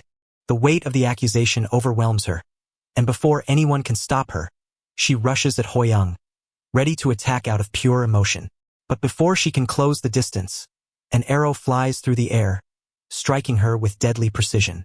Eun-jin gasps, turning slowly to see Kim Junsong's doppelganger standing there, bow in hand, a wicked grin plastered on his face. A cold, detached status window appears. A player has died. Players, 12. Doppelgangers, 11. The group freezes, stunned. The timer continues ticking, and they now have even less time to kill another person. The twisted grin on Junsong's doppelganger only grows wider, a mocking laugh escaping his lips. The man is reveling in the chaos. Then, another status window flickers into view. A doppelganger has died. Players, 12. Doppelgangers, 10. The tension breaks as On Secheng steps forward, his sword still raised, breathing heavily. He's the one who dealt the killing blow. "I'm sorry I doubted you," he says, voice strained with regret, speaking directly to Lee Hoyoung. Shouts erupt from the group as people scramble to understand what just happened. Realization sets in. The doppelganger is dead, and Lee Hoyoung is vindicated. Players begin clamoring for direction, turning to Hoyoung in desperation. "What now?" they plead. Hoyoung, feeling a strange sense of déjà vu, allows himself a small smile. This wasn't his first brush with chaos, and it certainly wouldn't be his last. "We need to use all the gold we can to increase our stats," he announces with firm resolve. As the group rushes to follow his orders, they use every bit of gold they can, their stats climbing higher with each new piece. With their improved stats, they are more formidable than they've ever been before. However, the tension still lingers. The battle isn't over. Later, as they make their way back to the tower, the atmosphere is heavy with the aftermath of the mission. Lee Hoyoung, deep in thought, reflects on their narrow victory. They had barely scraped by, but the players had one critical advantage. The doppelganger's stats hadn't changed since they entered the second floor. This one oversight had tipped the balance in favor of the players, but it was still a close call. An Sechang's voice interrupts Hoyoung's thoughts. It's a shame, he says, sorrow lacing his tone, that we couldn't save everyone. Hoyoung meets his gaze, feeling the weight of the losses just as deeply. We did what we could, he replies quietly. The losses still sting, and the road ahead promises to be even more dangerous. As they continue, Hoyoung's mind drifts to other regions, wondering if others are facing similar battles without someone to guide them. His unique ability to read the guide has been their lifeline, and he knows that without it, many others may be struggling to survive. He steels his resolve, promising himself that as long as there are people who believe in him, he'll fight to save as many as he can. An Sechang approaches Hoyoung once again, this time with a look of gratitude. Thank you, he says earnestly, for leading us through this. We wouldn't have made it without you. Hoyoung humbly deflects the praise, attributing their success to the group's collective efforts. But An Sechang, still feeling the sting of his earlier doubts, bows deeply. I'm sorry for ever doubting you. One by one, others follow suit. The air is filled with apologies and relieved laughter. Kim Seong, ever the joker, breaks the tension with a hearty laugh. We really dropped the ball not recognizing Hoyoung's gigachad energy from the start. Chai Yizil, with a grin, adds, I knew it first. You all were just slow to catch on. Even Seo Juno, who had initially been wary, steps forward with tears in his eyes. I'm sorry too, he says. You've proven yourself over and over. In this moment of healing and camaraderie, An Sechang makes one final request, his voice filled with respect. Please continue to lead us. We need you. Lee Hoyoung, momentarily taken aback by the heartfelt request, pauses before allowing a warm smile to spread across his face. After a brief moment of reflection, he nods and says, I will. The status window pops up, calculating gold rewards based on individual contributions, and a wave of excitement sweeps through the group. Lee Jicheol, practically glowing with joy, can't contain his enthusiasm. We're getting gold too, he exclaims as 700G is added to his profile. A woman nearby shares his excitement, delighted with her 500G reward. Their celebrations, however, are soon overshadowed by Kim Seong, who practically explodes with glee as he announces to everyone in earshot. I just got 2000G, he beams, practically bursting with pride. Lee Hoyoung watches the scene unfold in silence, a bit speechless at Seong's outburst. He thinks to himself, well, I guess it paid off for everyone since they followed the plan. A small, satisfied smile forms on his lips as he eyes his own reward, 12,500G. The smile grows as a new status window catches his attention, stating that because he has acquired more than 10,000G, his shop rank will now increase. As the new shop window appears before him, Hoyoung quickly scans the options and realizes how the system works. If he wants access to rare and powerful items, he needs to keep raising his shop's rank. Without hesitation, he spends 5,000G to purchase a level up for his basic swordsmanship, pushing it from level 2 to level 3. Reflecting on his earlier battle with the colossal monster, he recalls how he had instinctively used a higher-level technique, even though it had drained him completely. That kind of power, for just this much gold? He thinks to himself, feeling like he stumbled upon a real bargain. As Hoyoung finishes his shopping and share 1,500G with Chai Yizil, panicked, Yizil turns to him and asks why he's giving her the gold. Hoyoung, calm as always, responds, you earned it. When we fought those kobolds and doppelgangers, things would have been much harder without your help. His words are soft, but they hit hard, and she stands a little taller, her eyes bright with new determination. With a firm nod, Yizil vows to level up her healing hand from level 1 to level 2. At the same time, Kim Seong receives his own status window, informing him that Hoyoung has also shared 200G with him. Overcome with emotion, calling him Big Bro. Stop being weird and just keep up the good work, Hoyoung says, trying to shake off the awkwardness. In truth, Hoyoung knows Seong has potential. He'll be useful if he gets stronger. and it's always better to have competent allies rather than annoyances. Sejong, however, is far from subtle. Your wish is my command from now on, big bro. Just say the word, he declares dramatically.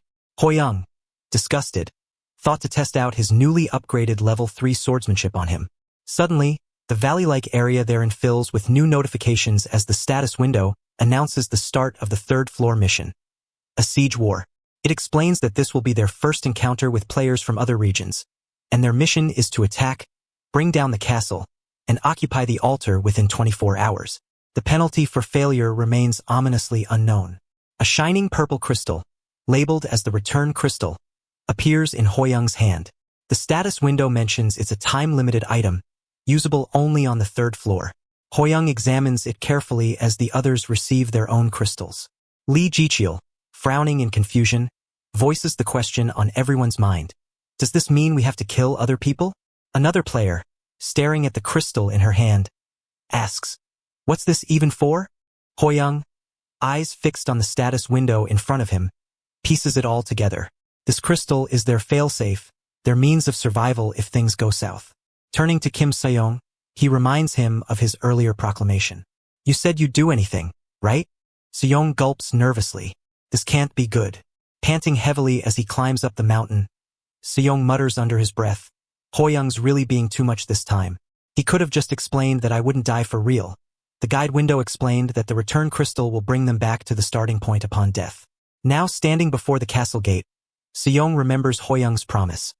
100 G if he does reconnaissance. Fired up with determination, he shouts, I'll destroy everything while I'm here. Without hesitation, Sejong charges at the gate, and the status window flickers to indicate that its durability has dropped to 81%. He keeps hitting it, knocking the percentage lower and lower, until the gate finally opens. But as soon as he steps inside, another status window flashes. The castle gate will reset in 2 seconds. Sejong, grinning like a madman, declares, no gate can withstand my power. As the gate resets, he spots 2 guards on the castle wall and notices what looks like the altar they need to occupy. His grin widens, and he prepares to charge forward, but he suddenly got hit by something. His nose starts bleeding, and he groans, confused. What the hell was that? His vision started to blur, and he saw a woman holding a gun. Lee Hoyoung's voice rings out in disbelief. A gun? Sejong, clutching his fist, yells back, yeah, a magic bullet? And it hurt like hell. Hoyoung's mind races. A gun? At this stage? That's insane. Not even on Secheng, whose class is literally soldier, has a gun. The realization hits him like a truck. The Star Killer rewards must have enabled this, and it's going to make this mission way tougher than he anticipated. But before he can say anything else, Chai Yizil steps forward confidently. Don't worry, she assures him. I've got your back. Her calm demeanor spreads through the group, and even Seo Juno and the others nod in agreement, showing their readiness for the upcoming battle. Hoyoung smiles, grateful for their support. Good. Then here's the plan. Under the eerie light of the blue moon, far from their mission, a man prostrates himself on the cold ground, tears falling from his eyes. On his back, a woman sits casually, yawning, as if the scene before her is nothing more than a dull formality. The people around her tremble in fear, caught in a nightmare they cannot escape. Our boy Lee Hoyoung's newly sharpened senses from the 2nd floor mission kick in as he spots the 2 guards, Lee Daeman and Ju Hongdeek, standing on top of the castle walls. Both are level 8, just as Kim Sejong had described earlier. Sejong, already fed up with seeing them again, hurls insults their way like it's a full-time job. Meanwhile, Chai Yizil, always the voice of reason, grows concerned, warning Hoyoung that if Sejong rushes out there again, the enemy might figure out what the return crystals do. Hoyoung, ever the strategist, knows the guards might get suspicious, but he's not too worried. They're more likely to assume it's just some weird ability Sejong picked up, not a crystal. No one really knows what's going on with Sejong half the time anyway. Sensing the rising tension, the guards decide to stop standing around and start firing arrows. Sejong's surprised by the sudden barrage, his frustration skyrocketing as if he's questioning all his life choices up to this point. But Hoyoung, being the nimble ninja he is, jumps into action, slicing arrows in midair like he's auditioning for an action movie. After landing with style, he uses Sejong's shoulder as a springboard, because why not? And catapults himself to the top of the wall, The guards, in disbelief, probably questioning where they went wrong in life, can only mumble incoherently before they're swiftly dealt with. Hoyoung stands victorious, feeling like a total boss, and announces that this is their one shot at victory. Outside the castle gate, Seo Juno's urgency matches his concern for keeping the return crystal's secret intact. Kim Seyoung, full of energy and more confidence than necessary, praises Hoyoung and rallies everyone for a charge, his excitement palpable. Seyoung races towards the castle door like a man on a mission, claiming that he can break the gate with just 5 stone punches. But contrary to his expectations, a magic bullet hit him right in his face, breaking the door in the process. The status window confirming the gate's utter destruction. 0 chance of repair. Chai Yizil rushes to Seyoung, frantically trying to heal him while telling him to hold on like she's in a dramatic medical scene. From his perch atop the wall, Hoyoung surveys the chaos below, wondering what in the world just happened. A guard complains nearby, pointing to a woman with a gun, calling her a mad woman, ready to exploit their mistakes. Hoyoung checks her profile. Meet Sun Seoyeon, a level 13 star killer and general bad news. Hoyoung suspects she might be the one responsible for the massacre on the 2nd floor. As soon as Seoyeon spots Hoyoung, she fires a bullet that strikes his shoulder. Hoyoung quickly takes cover, drinking a potion like it's an energy drink. He checks the wound and thanks the heavens for the Kalia's leather armor he's smartly equipped, which gives him 50% magic defense. Observing Seoyeon more closely, he deduces that each magic bullet she fires must cost her 10 MP. If she's shopping at the same store as him, there's no way she has mana recovery items yet. Classic early game struggles. He calculates that she has only 13 magic bullets left, so the team needs to move fast toward the altar. In a flashback to earlier, someone had nervously asked how they were supposed to dodge all the bullets and reach the altar. On Secheng, ever the tactician, had suggested they zigzag like pros and use cover. Hoyoung had reasoned that Seoyeon's magic bullets, which nearly took out Seyoung, must be limited by some energy source. Meanwhile, Seyoung had reassured everyone, claiming he was never really that close to death. Sure, buddy. Seo Juno had pressed Hoyoung for more details about this energy point, to which Hoyoung had responded that it was all about one critical shot. Now, in the present, Seoyeon is firing those precious magic bullets like there's no tomorrow. Chai Yizil, ever the healer, is doing everything she can to keep people alive, while Sun Seoyeon kicks aside her own team members like she's had it with their nonsense, ordering them to charge. Hoyoung realizes that things are escalating fast. If a full-blown battle breaks out, those magic bullets could wipe out a few of his teammates, and they don't have time to waste. He dodges an attacker, counters with his sword, and spots a bullet coming his way. But, in a heroic move, Seo Juno jumps in, blocking the shot just in time. Hoyoung, seeing the relentless struggle all around him, grits his teeth. Even though they'll respawn after dying, it doesn't make watching Seoyeon's ruthless killing spree any easier. Sun Seoyeon, smiling like she's having the time of her life, watches them all with cold amusement, fully enjoying the chaos she's created. Our boy, fueled by pure rage, charged toward the altar like a madman, slicing through his enemies like vegetables. His eyes locked onto Sun Seoyeon, and without a second thought, he dashed straight for her, their weapons clashing with a force that sent shockwaves through the battlefield. On the other side, Kim Seyoung, being his usual over-the-top self, is standing there yelling at some poor guy in front of him, making sure everyone knows just how much trouble they're in. The men, understandably confused by Seyoung's wild laughter, don't quite get the severity of the situation. You'd think the whole laughing like a maniac thing would tip them off, but hey, we can't all be geniuses. With his eyes gleaming with determination, Seyoung readies his trusty level 2 fist stone and declares, because of course he's got to announce everything, that now that his big bro Lee Hoyoung has reached the altar, they don't need to hold back anymore. And with that, he charges at the enemy like a bulldozer, tossing men aside like they're lightweight action figures. Seriously, those guys didn't stand a chance. Meanwhile, Hoyoung finds himself face to face with Sun Seoyeon, and boy, is it tense. His sword is pointing right at her, while she's got her gun aimed straight back at him. They're having this silent face-off, with Seoyeon wondering how Hoyoung can be so strong at a measly level 2.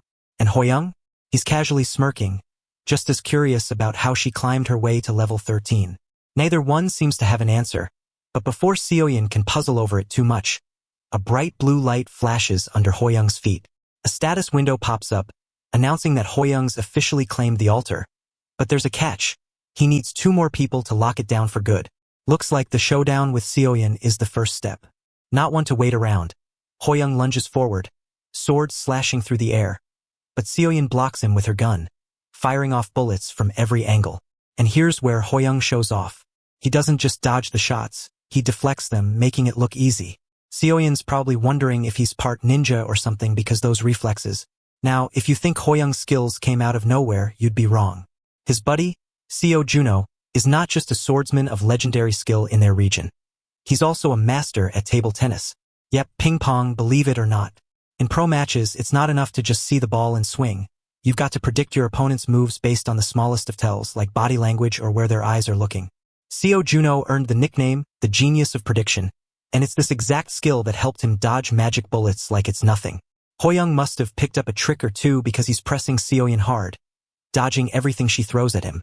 As the rest of the team mops up the remaining players from the other region, An Secheng declares they've finished things here, and, as expected, Kim Seong pipes up saying they need to hurry before the enemies respawn. Always the hype man, that one. Seoyeon, with a cut on her cheek, wipes away the blood and throws a snide question Hoyoung's way, asking if the return crystal revives them after death. Hoyoung confirms, but not without adding a little flex, saying it's useless for her to know now. Even if she has some hidden ace up her sleeve, Hoyoung believes he's tough enough to handle it. Ready to finish things, he braces himself. But, surprise, Seoyeon's not done. She throws a verbal curveball, asking if Hoyoung really thinks he's already won. That's when he notices something alarming. Her gold is draining fast, and her level 3 firing skill just upgraded to level 4. And now it's Hoyoung's turn to curse under his breath. He readies for the attack, but she's faster than expected. The bullets hit him and his vision goes fuzzy. Just before he goes down, he hears his team shouting his name, rushing towards him. A final status window flashes, announcing that the third floor mission is over. Back at the lobby, everyone's catching their breath, but Kim Seong doesn't seem to be in a celebratory mood. Hoyoung, noticing his buddy sulking, asks what's wrong. Seong, ever the drama king, grumbles about how he did most of the work but got a lousy reward for it. Hoyoung chuckles, thinking back to the fight. He hadn't expected the last-minute flurry of bullets, but somehow he managed to land a strike on Seoyeon at the same time. He also can't shake Seoyeon's final words. She promised to remember his name, and honestly, that's the kind of thing that sticks with you. Despite the victory, just the thought of crossing paths with her again gives him the creeps. But there's no time for a breather. Suddenly, a loud shout catches everyone's attention. They turn to a large window which now displays the defeated group from earlier. The status window warns that the group will soon face a disaster. And sure enough, a monstrous roar echoes through the space. The window explains that players who didn't manage to secure a single kill are now in deep trouble. One of the players from the defeated group cries out for help. Chai Yiziel, always the healer at heart, tries to break through the window to assist, but she quickly pulls back when the monster lets out a terrifying growl. They all stand there, watching helplessly as the disaster plays out in front of them. When the chaos finally subsides, the status window confirms that only one player from the C-1427 area survived. Hoyoung immediately realizes that the lone survivor must have snagged at least one kill. As they survey the scene, fresh footprints reveal who it is. None other than Sun Seoyeon. Because of course it's her. The status window announces that a new group has formed, and as Seoyeon makes her dramatic entrance, the first thing out of her mouth is a sneering comment about how filthy everything is. Hoyoung grits his teeth, muttering under his breath. Yep, that uneasy feeling from earlier? Totally justified. In the midst of a city reduced to rubble, the group faces a harsh new reality. As they survey the destruction, a woman asks if the fourth floor really resembles an abandoned city. Before anyone can respond, the status window flickers to life, delivering an ominous message. In 6 hours, disaster will strike this cursed place. They are tasked with defeating all the monsters in the city and securing an escape portal. The kicker? Only 20 portals will appear, and they have to make sure no one else uses theirs. Not exactly a friendly scavenger hunt. As the countdown begins, one guy is practically buzzing with excitement. Finally, it's a monster hunting mission. After the grueling challenges of the second and third floors, he's thrilled at the idea of facing off against some real monsters. Meanwhile, Lee Byung-kyeol, ever the voice of reason, points out that with 20 portals and only 13 of them, there's no need for them to fight among themselves. Kim Seong, hyped up as usual, swears he's going to slay all the monsters and level up like crazy. But Chai Yizil, ever cautious, raises a good point. If they can't let others use their portals, there must be a limit to how many monsters they'll face. Seo Juno agrees, noting that if one person opens multiple portals, others might be left without an escape. He suggests that the extra portals could be a trap laid by the tower itself. On Sechang, always the strategist, concludes that no matter how many monsters they face, they should focus on escaping the moment a portal opens. Seo Juno insists everyone agree to stop hunting and leave immediately when a portal appears. A woman nods in agreement, and it seems like the plan is set. Chai Yizil, however, notices Kim Sayong's odd expression and asks him about it. Naturally, he snaps back, claiming it's just his face. Typical Seong. Lee Hoyoung watches them with a smile, feeling like their group has finally become a cohesive team. But despite the camaraderie, he can't shake the nagging concern about what's still to come. He looks back, and then there's Sun Seoyeon. She's already walking away, not too interested in following orders. With a dismissive tone, she asks why she should listen to them and even threatens to kill anyone who gets in her way. Naturally, Kim Sayong, Seo Juno, Chai Yizil, and Lee Hoyoung exchange looks, all wondering the same thing. Should they just gang up on her? Flashback to 12 hours earlier. Tensions were high as Kim Seong, feeling cornered, spat out some pretty harsh words at Sun Seoyeon, claiming that without her gun, she'd be nothing but useless trash. Well, Seoyeon wasn't having it. In a fury, she kicked him and slammed his face into the dirt, reminding him in no uncertain terms that he's the real trash if he thinks he has multiple lives to burn through.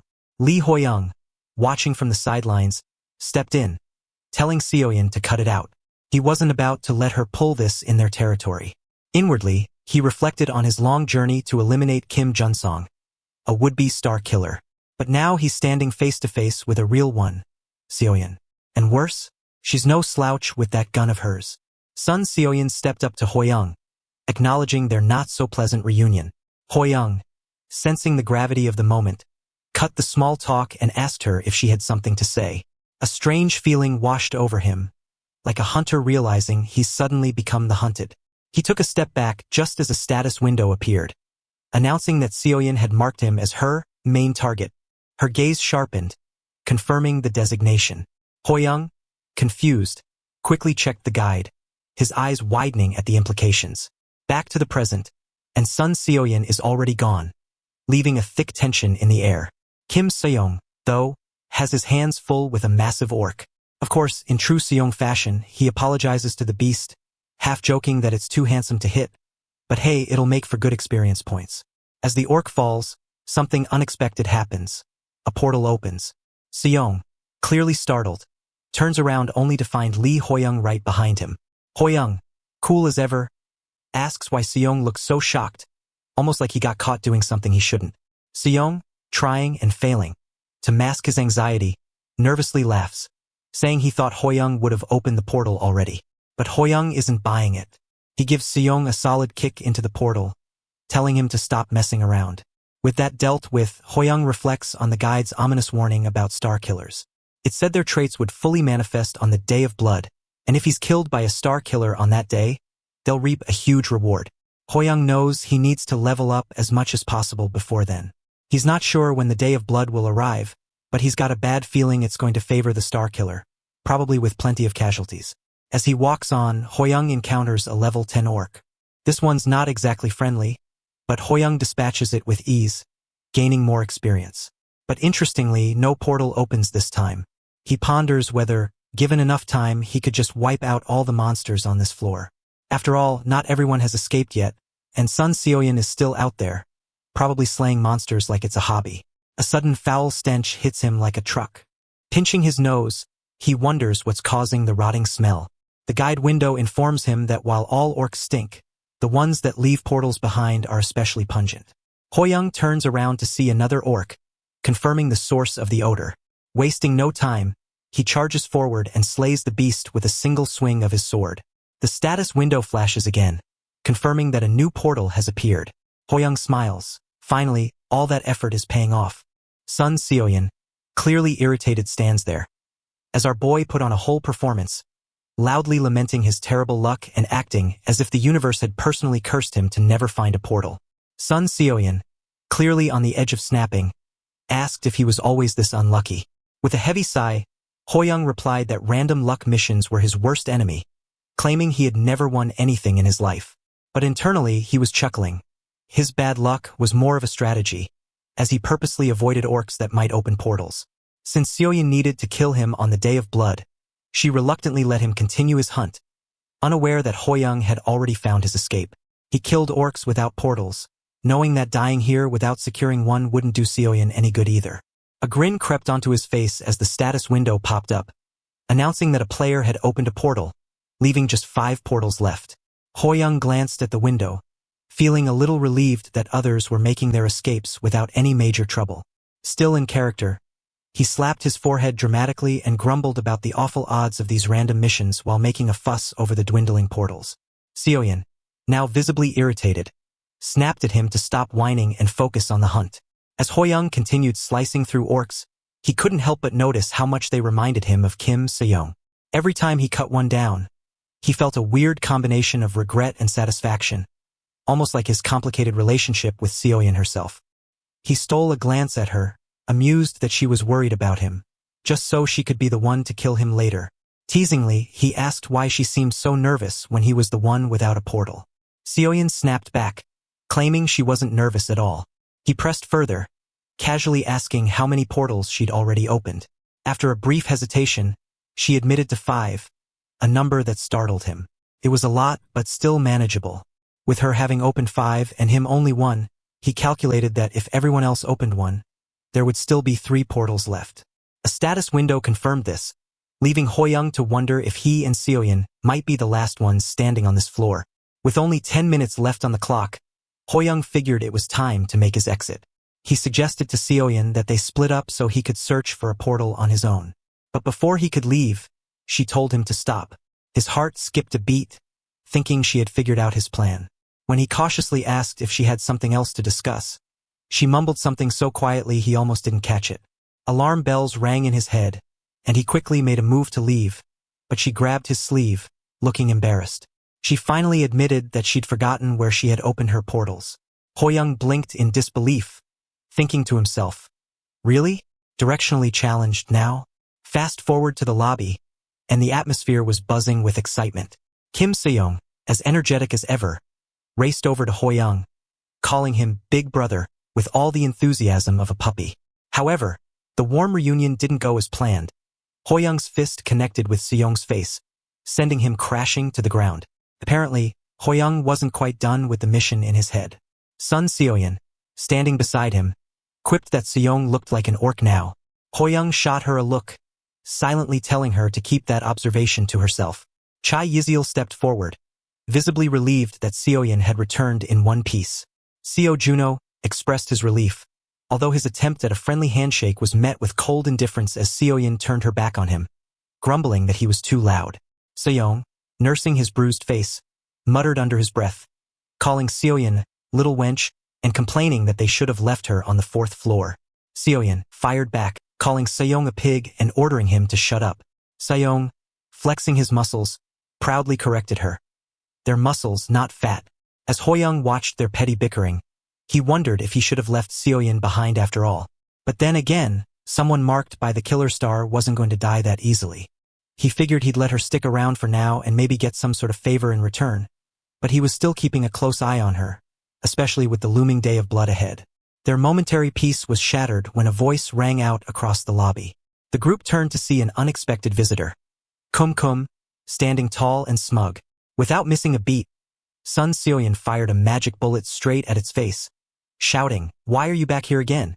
Hoyoung watched in disbelief as Kum shrugged off the attack and retaliated by tossing Seoyin against the wall. She called it a monster rabbit as she struggled to her feet. Hoyoung, surprised by how easily Seoyin had been thrown, began to realize just how deadly Kum truly was, even if its stats suggested it was holding back. With a calm air, Kum instructed itself to stay patient, remarking that its work wasn't done yet.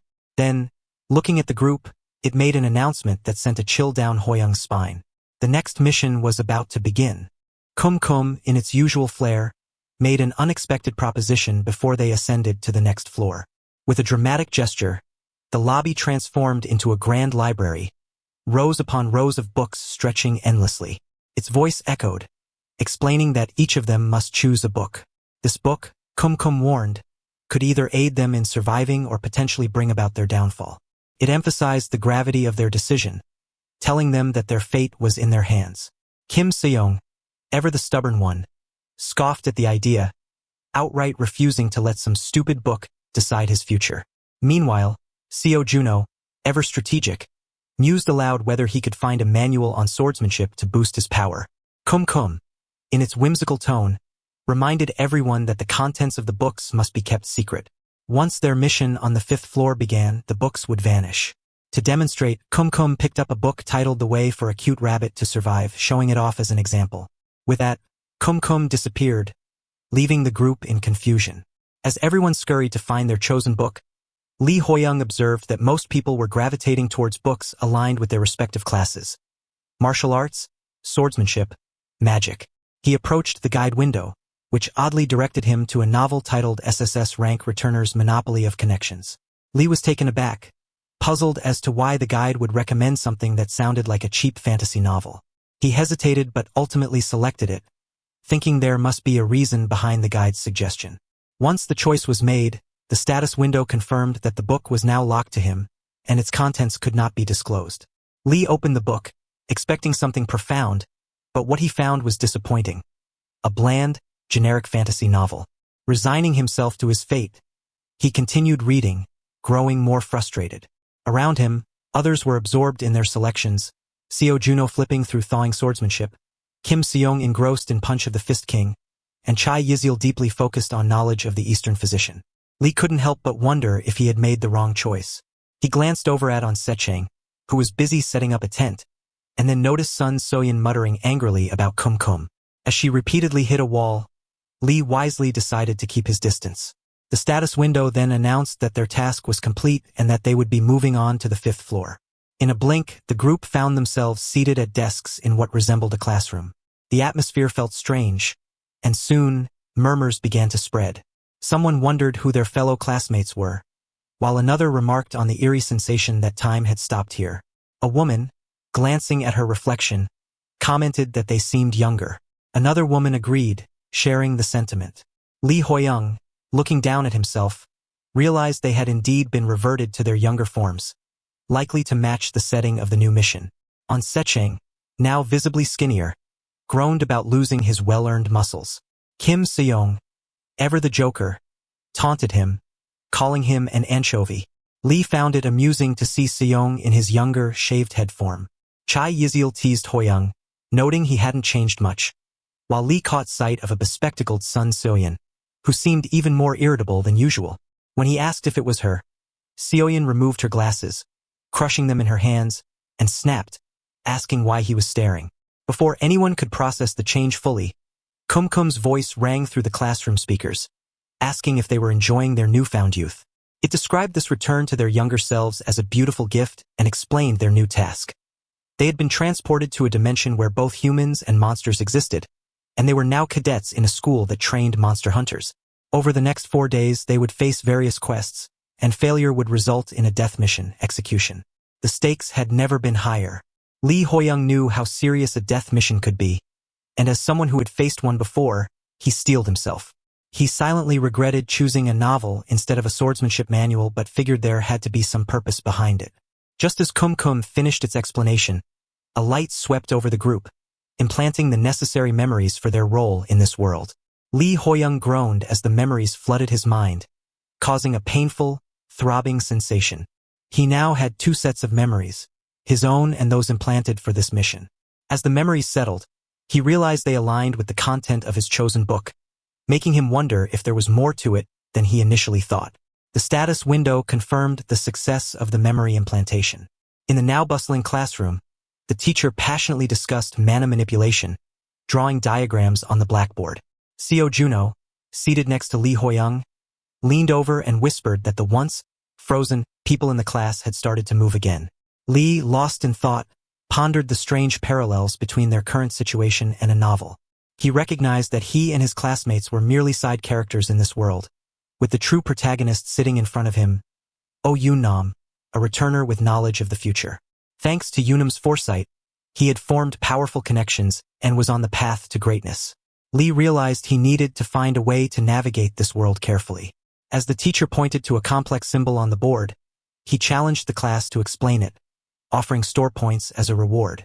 Lee Hoyoung knew the answer was beyond most students' reach, but before Oh Yunam could respond, he confidently interrupted. He explained that the symbol represented action and that it was currently being researched by Professor Brown's team at Columbia University. The teacher was visibly impressed, his face lighting up as he praised Lee. The status window confirmed that Lee had earned store points, and he couldn't help but smile. At that moment, he realized the true value of his novel selection. It wasn't about martial prowess but about connections. And with that, Lee Hoyoung resolved to outshine Oh Yunam, claiming all the valuable connections for himself.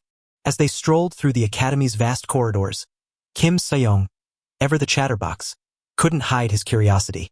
He addressed Lee Hoyoung with a playful grin, remarking on how extraordinary it was that Hoyoung had known about the mysterious action earlier.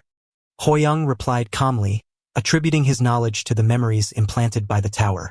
Seong, impressed yet envious, quipped that perhaps only Hoyoung had been granted such a good character by the tower. Hoyoung's response carried a faint edge of challenge as he suggested Seong try speaking to the tower if he was so envious. Trailing a few steps behind, Chai Yiziel observed their banter before asking Hoyoung when he thought their next quest would begin. Hoyoung, drawing from the intricate knowledge he had gained from the novel-like memories, responded with certainty. He estimated that the quest should start soon, likely at that very moment. As if to confirm his words, a glowing status window appeared before them, announcing their mission. Clear the dungeon beside Building B37 within 60 minutes. Failure will result in a death mission. The announcement sent a jolt through the group. Hoyoung's expression hardened as he processed the importance of this quest. He realized the item dropped by the dungeon's boss monster held immense significance for the future. Initially, it was destined for Oh Yunam, the protagonist, but Hoyoung refused to let that happen. Determined to rewrite the narrative, he urged the others to move quickly, his voice sharp with urgency, and sprinted toward the dungeon. Upon entering, another status window identified the location as the Orc Den. Oh Yunam, already inside and clearly caught off guard, turned to the newcomers with a bewildered expression, demanding to know how they had managed to find the hidden dungeon. Hoyoung, unfazed and already cutting down an orc with practiced precision, retorted that Yunam couldn't possibly have believed he was the only one capable of discovering it. Yunam's shock was palpable as he watched Hoyoung and Sun Seoyin fight with incredible skill. He silently questioned how individuals he had dismissed as ordinary could display such power. His unease deepened as he acknowledged that warriors of their caliber should be unforgettable. Yet their presence in this dungeon defied his expectations. Summoning a spear in his hand with an air of authority, he couldn't afford to lose the dungeon reward. With a powerful throw, the spear tore through the air, cutting down multiple orcs in one fluid motion before returning to his grasp as though bound by some mystical force. Kim Seong and Chai Yiziel, observing from a safer vantage point, couldn't hide their astonishment. Seong exclaimed about the spear's incredible power, while Yiziel marveled at its sheer strength. Hoyoung, however, focused on Yunam's display, acknowledging that the protagonist's prowess was as impressive in reality as it had been in the narrative. Still, Hoyoung's determination remained unshaken. He resolved to claim the dungeon's ultimate reward for himself, no matter how formidable Yunam appeared. With 48 minutes left and 72 orcs remaining, Hoyoung calculated their chances. He knew that Yunam's raw power outclassed his own, but Hoyoung had a keen ability to locate and exploit weaknesses in monsters. He plunged back into the battle, every move precise and deliberate, as he worked to outpace Yunam's kill count. Meanwhile, Sun Seoyin fought with unrelenting focus, her mind replaying the humiliation of their previous mission. The memory of Hoyoung's antics on the 4th floor fueled her resolve to outshine him this time. Her gunfire was relentless, every shot finding its mark as she fought side by side with Hoyoung. Yunam, wielding his spear with calculated efficiency, fully embraced his role as the hero. His movements were a perfect blend of precision and power, reinforcing his position as the story's central figure. Chai Yiziel, observing from a distance, was struck by the extraordinary skill on display. She remarked to Seo Juno about how desperate Hoyoung seemed, his every action brimming with purpose. Juno, with tears glistening in his eyes, attributed Hoyoung's determination to his noble heart. He spoke passionately about Hoyoung's unwillingness to let them face a death mission, despite everything they had done to him in the past.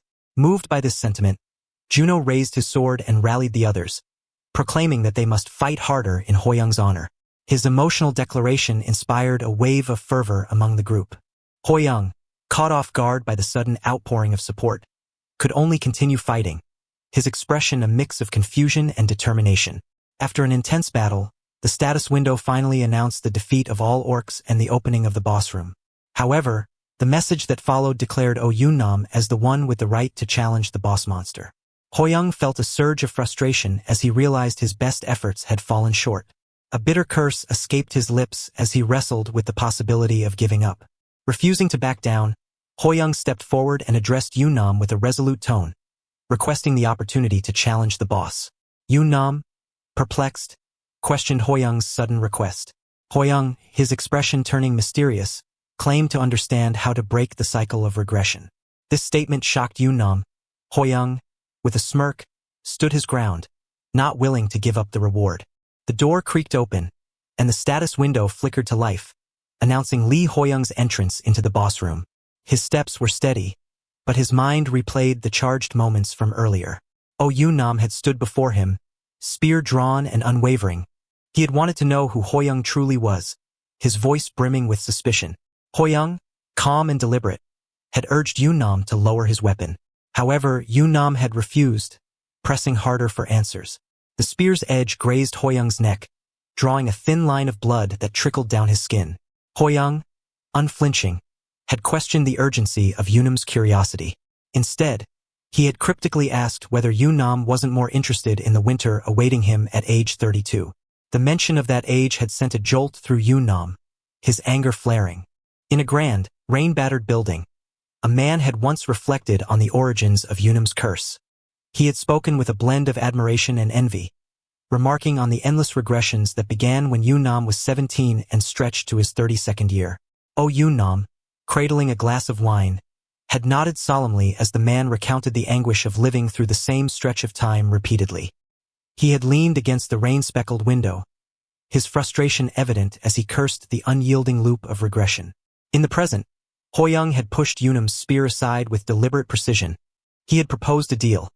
If Yoon-nam allowed him to face the boss monster, he would reveal a way to escape the cursed cycle of regression. For Yoon-nam, who had endured centuries of torment, the offer was too tempting to ignore. Though his mistrust lingered, he backed away, warning Hoyoung that betrayal would have dire consequences. A status window appearing to declare that Yoon-nam had granted Hoyoung permission to challenge the boss room. Inside, Hoyoung faced the boss monster, a hulking orc warrior exuding menace. The creature's guttural growls reverberated through the room, sending a shiver down Hoyoung's spine. Sweat dotted his brow, but he steadied himself, reminding himself that this was just a novel. Even without precise stats or a detailed guide, he relied on his knowledge of the strategies to defeat it. The orc emitted a swirling smoke and unleashed a deafening roar, an intimidation tactic designed to crush the challenger's spirit. Hoyoung, protected by his heightened senses that shielded him from mental attacks, remained unfazed. Determined, he charged forward, executing his first strategy. He focused on the monster's vulnerable lower body, knowing its upper body was as hard as steel. Striking at its legs with sharp precision, he dodged the orc's retaliatory swings. Exploiting the opening, he unleashed a flurry of strikes to its knees, finally bringing the beast down. With the orc collapsed and vulnerable, Hoyoung didn't hesitate. He delivered the finishing strike, declaring triumphantly that the reward was his. The status window confirmed the victory, announcing the orc warrior's defeat and the item drop that followed. Later, the room echoed with playful shouts as Kim Seong and Hoyoung engaged in yet another round of rock-paper-scissors. Seong's loud groans of frustration filled the air as he lamented his latest loss. Hoyoung, ever composed, basked in his 11th consecutive win. Seong accused Hoyoung of cheating, his tone half serious, but Hoyoung dismissed the claim with a smug grin. He insisted there was no way to cheat in such a straightforward game and demanded his reward. Begrudgingly, Seong muttered curses under his breath as he handed over the gold. From the sidelines, Seo Juno couldn't help but marvel at Hoyoung's uncanny skill, even in something as trivial as a children's game. Hoyoung, sipping from his cup, caught a gleam from the ring on his middle finger. His thoughts wandered to the two mythical items mentioned in the novel. The first, Gungnir, was Unum's legendary weapon, famed for its flawless accuracy. The second was the Ring of Nick, a relic that bestowed unparalleled luck upon its wearer, a boon Hoyoung now possessed.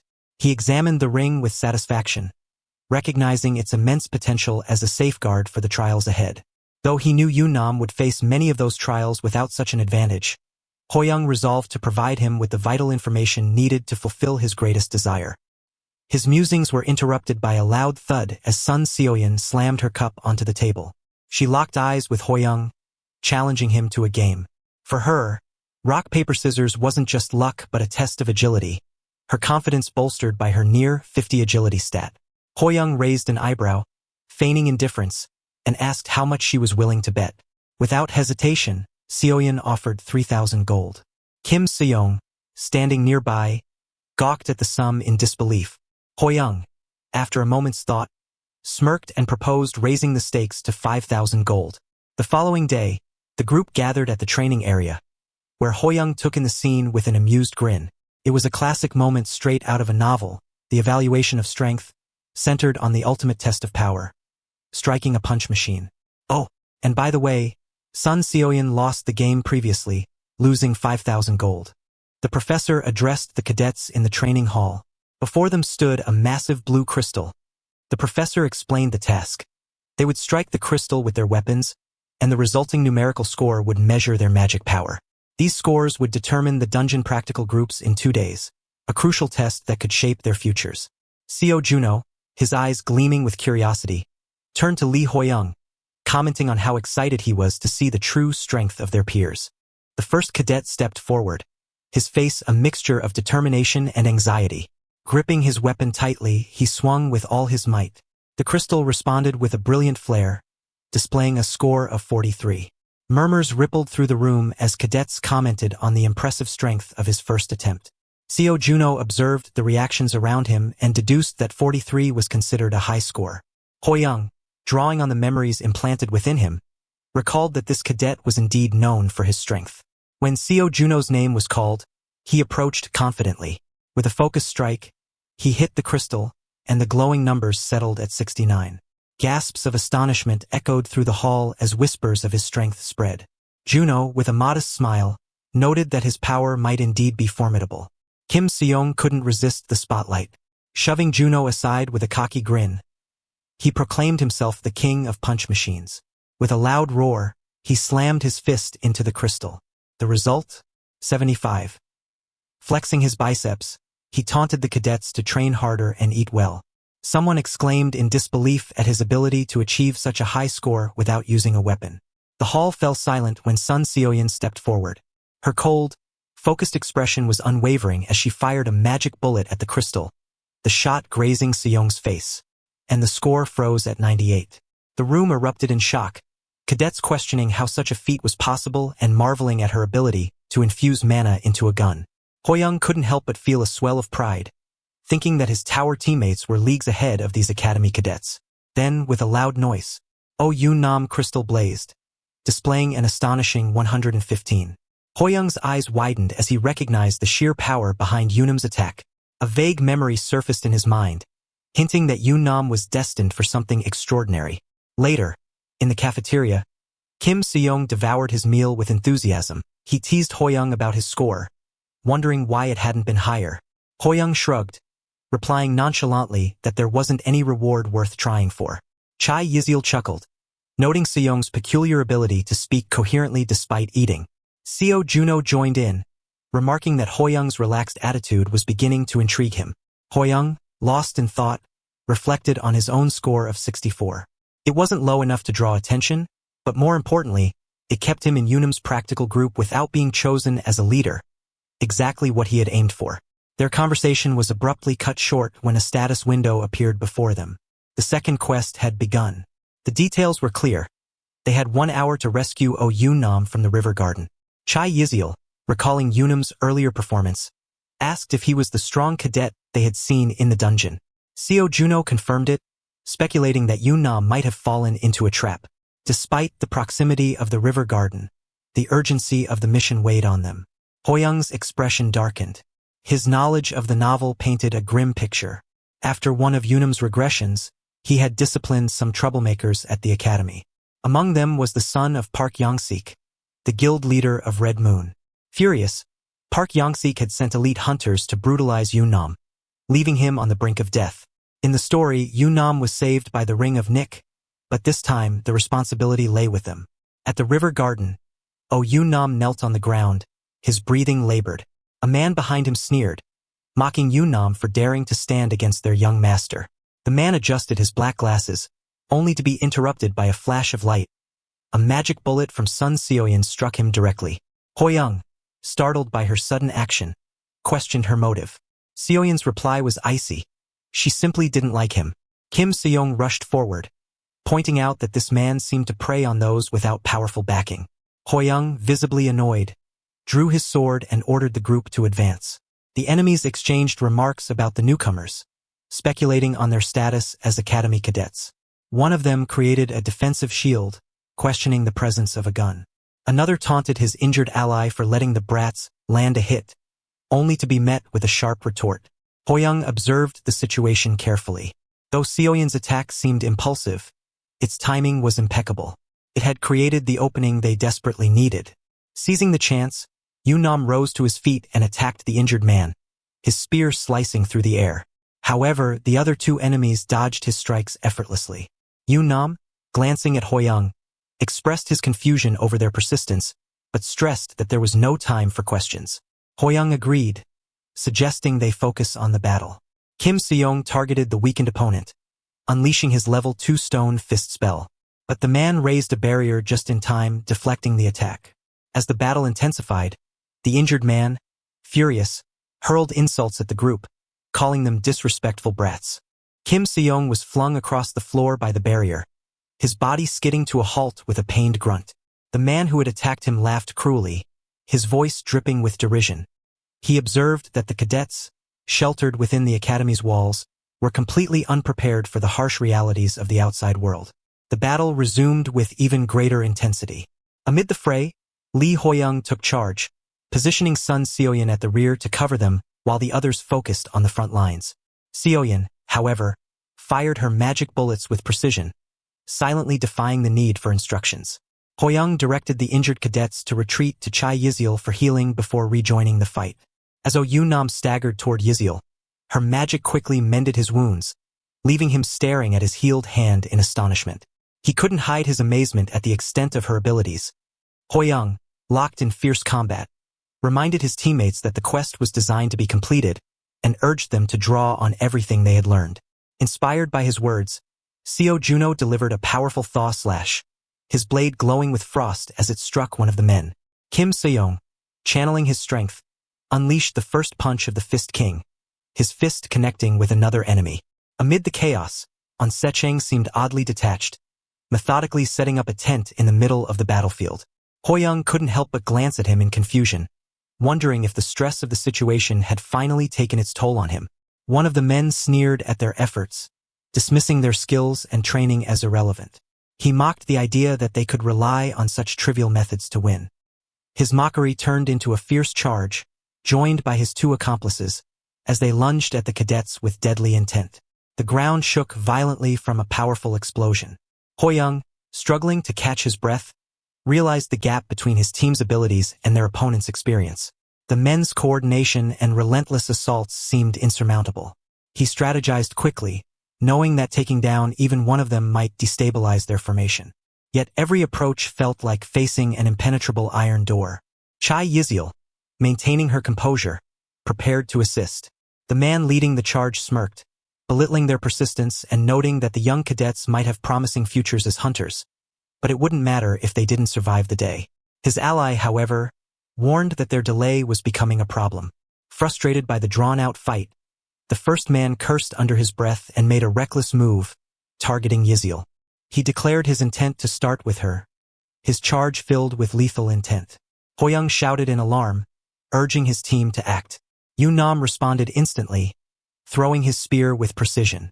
The man dodged at the last moment, his fury evident as he cursed Yunam. Meanwhile, the other two men advanced, their focus momentarily scattered. Hoyoung's sharp eyes caught the shift. The once unbreakable formation had cracked, creating a crucial opening. One of the men, realizing this, vowed to eliminate the cadets entirely, his voice trembling with frustration. Hoyoung, sensing the rising tension in his enemies, capitalized on their impatience. He remarked on how the chairman of the Red Moon Guild, Park Young-sik, was known for his infamous temper and likely already seething at their failure to complete their task. The men froze, visibly unsettled by the mention of their chairman. Their confidence wavered, their fear of Park Young-sik's wrath taking hold. Hoyoung and his team seized the opportunity. Oh Yoon-nam launched himself at one of the men, his spear striking with precision. Sun Seoyeon fired a series of magic bullets, each one hitting its mark with unerring accuracy. Hoyoung joined the attack, his sword cutting through their defenses with calculated strikes. As the two remaining men glanced down at their fallen comrades sprawled on the ground, their expressions shifted to one of resignation. They turned their gaze to Lee Hoyoung and his group, who now encircled them with an unmistakable air of determination. One of the men broke into a casual laugh, acknowledging that the fight was over. With a weary sigh, he remarked that it was time to call it a day. They hoisted their injured companion onto their shoulders. The man joked that their chairman would likely be furious upon seeing their current state, but added that witnessing Korea's future hunters in action made it all worthwhile. His companion, less amused, muttered complaints about how their fallen teammate always acted recklessly, leaving others to deal with the consequences. With a carefree wave and a playful taunt, they called the cadets kiddos and told them to take care before disappearing into the night. The status window flickered to life, announcing their quest's success. The group erupted into cheers, celebrating their victory with shouts of relief and joy. Amid the celebration, Lee Hoyoung exhaled deeply, allowing himself a moment of respite. His gaze fell on the status window, noting with satisfaction that only 2 minutes remained on the quest timer. Oh Yoon-nam approached him, a hint of curiosity in his voice, and asked if Hoyoung had anticipated today's events. Hoyoung, deflecting, reminded Yoon-nam that they had just saved him and hinted that gratitude should come first. Flustered, Yoon-nam mumbled a quick thanks, which Hoyoung pretended not to hear, his teasing tone making the moment lighter. Yoon-nam repeated his thanks more earnestly, prompting Hoyoung to silently reflect on how significant this regression must be for him. For Yoon-nam, this was a unique experience, unlike anything he had encountered in his countless cycles. Turning to leave, Hoyoung cautioned Yoon-nam to tread carefully, warning that this regression would prove more challenging than any before. Curiosity flickered in Yoon-nam's eyes as he asked if Hoyoung, too, was a regressor. With a knowing smile, Hoyoung replied that he was something far beyond that. Yoon-nam, intrigued, placed a hand on Hoyoung's shoulder and reminded him that he had yet to explain how to break the curse of regression. The following morning, the classroom buzzed with excitement as the professor prepared to announce the group assignments for the dungeon practical scheduled for the next day. The professor began announcing the names of group leaders, but Lee Hoyoung, lost in thought, barely registered the words. Hoyoung's thoughts lingered on Oh Yoon-nam. His eyes wandered to the status window displaying the armor of Thea, a reward offering a 25% increase in defense. The memory of Yoon-nam admiring the armor and expressing his gratitude the previous night filled Hoyoung with pride. The professor's voice broke through Hoyoung's musings as he announced Group 4's leader, Oh Yoon-nam. Hoyoung's attention sharpened as the professor continued, listing the names of Yoon-nam's group members. To his satisfaction, his name was among them, along with Woo Ji-ho, Shin Sungbyum, and Go Young-woo. Internally, Hoyoung celebrated the strategic success of being placed in this group, knowing it brought him closer to the best possible rewards. Later that afternoon, under the golden sunlight, tension simmered between Oh Yoon-nam and Lee Hoyoung. Yoon-nam, visibly uneasy, confronted Hoyoung about the upcoming dungeon. He expressed his growing concern, knowing that the dungeon was about to enter a berserk state. Though dungeon berserk events were not entirely uncommon, the timing felt suspicious. Yoon-nam confessed that despite experiencing multiple regressions, he had never been able to uncover the cause of these disruptions. Desperation laced his voice as he pleaded with Hoyoung for any insights, suspecting that Hoyoung's role might be more significant than he let on. Hoyoung, reflecting on the plot of the novel he remembered, recalled that 3 groups, including his own, would face the berserk dungeon. Only Group 4, Yoon-nam's group, had survived the disaster. However, the novel never explained why the berserk event occurred, leaving Hoyoung without answers. With a heavy heart, he admitted as much. Frustrated, Yoon Nam grabbed Hoyoung by the collar, his determination flaring despite his helplessness.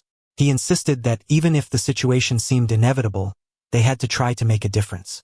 Hoyoung, overwhelmed by the pressure, shouted back in frustration, lamenting the lack of clues from the novel's author. The commotion drew the attention of Sun Seoyeon, who peeked around a corner. Her eyes widened in shock as she took in the sight. Hoyoung's shirt was torn, Yoonam's tie hung loosely, and the two stood gripping each other's clothing in a tense standoff. Misinterpreting the scene, she froze before mumbling that she must have wandered into the wrong place again and quickly turned away. Both Hoyoung and Yoon Nam scrambled to explain, their protests lost in the awkwardness of the moment. At the dungeon entrance, Group 4 stood in silence as the professor commanded them to enter.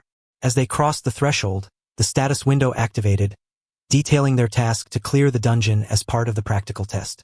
Hoyoung exhaled deeply, his thoughts still clouded by Seoyeon's earlier glare and the unresolved Berserk dungeon mystery. Yoon Nam, taking charge, suggested splitting up to cover more ground. He reminded everyone to use their radios in case of trouble. Hoyoung chose a direction and began exploring, his thoughts consumed by the chaos he anticipated. He categorized the groups in his mind. Group 4, his own, Group 9, which included Chai Yizil and Sun Seoyeon, and Group 12, led by Kim Sayong. He felt confident about Group 9's survival, given Yizil's healing skills and Seoyeon's formidable strength. As for Group 12, he could only wish them luck. His focus snapped back to reality as two monsters appeared before him. Tightening his grip on his sword, he prepared to engage. Suddenly, he felt a presence behind him. Turning, he was startled to find Go Young-woo clinging to him, tears glistening in the boy's eyes. Young-woo, the youngest member of the group, looked up at him with a mix of fear and apology. Hoyoung could only stare in silent concern, wondering why Go Young-woo was crying. To be continued. If you want to watch the next part, then like and subscribe and let me know in the comment of what recap you want to watch next.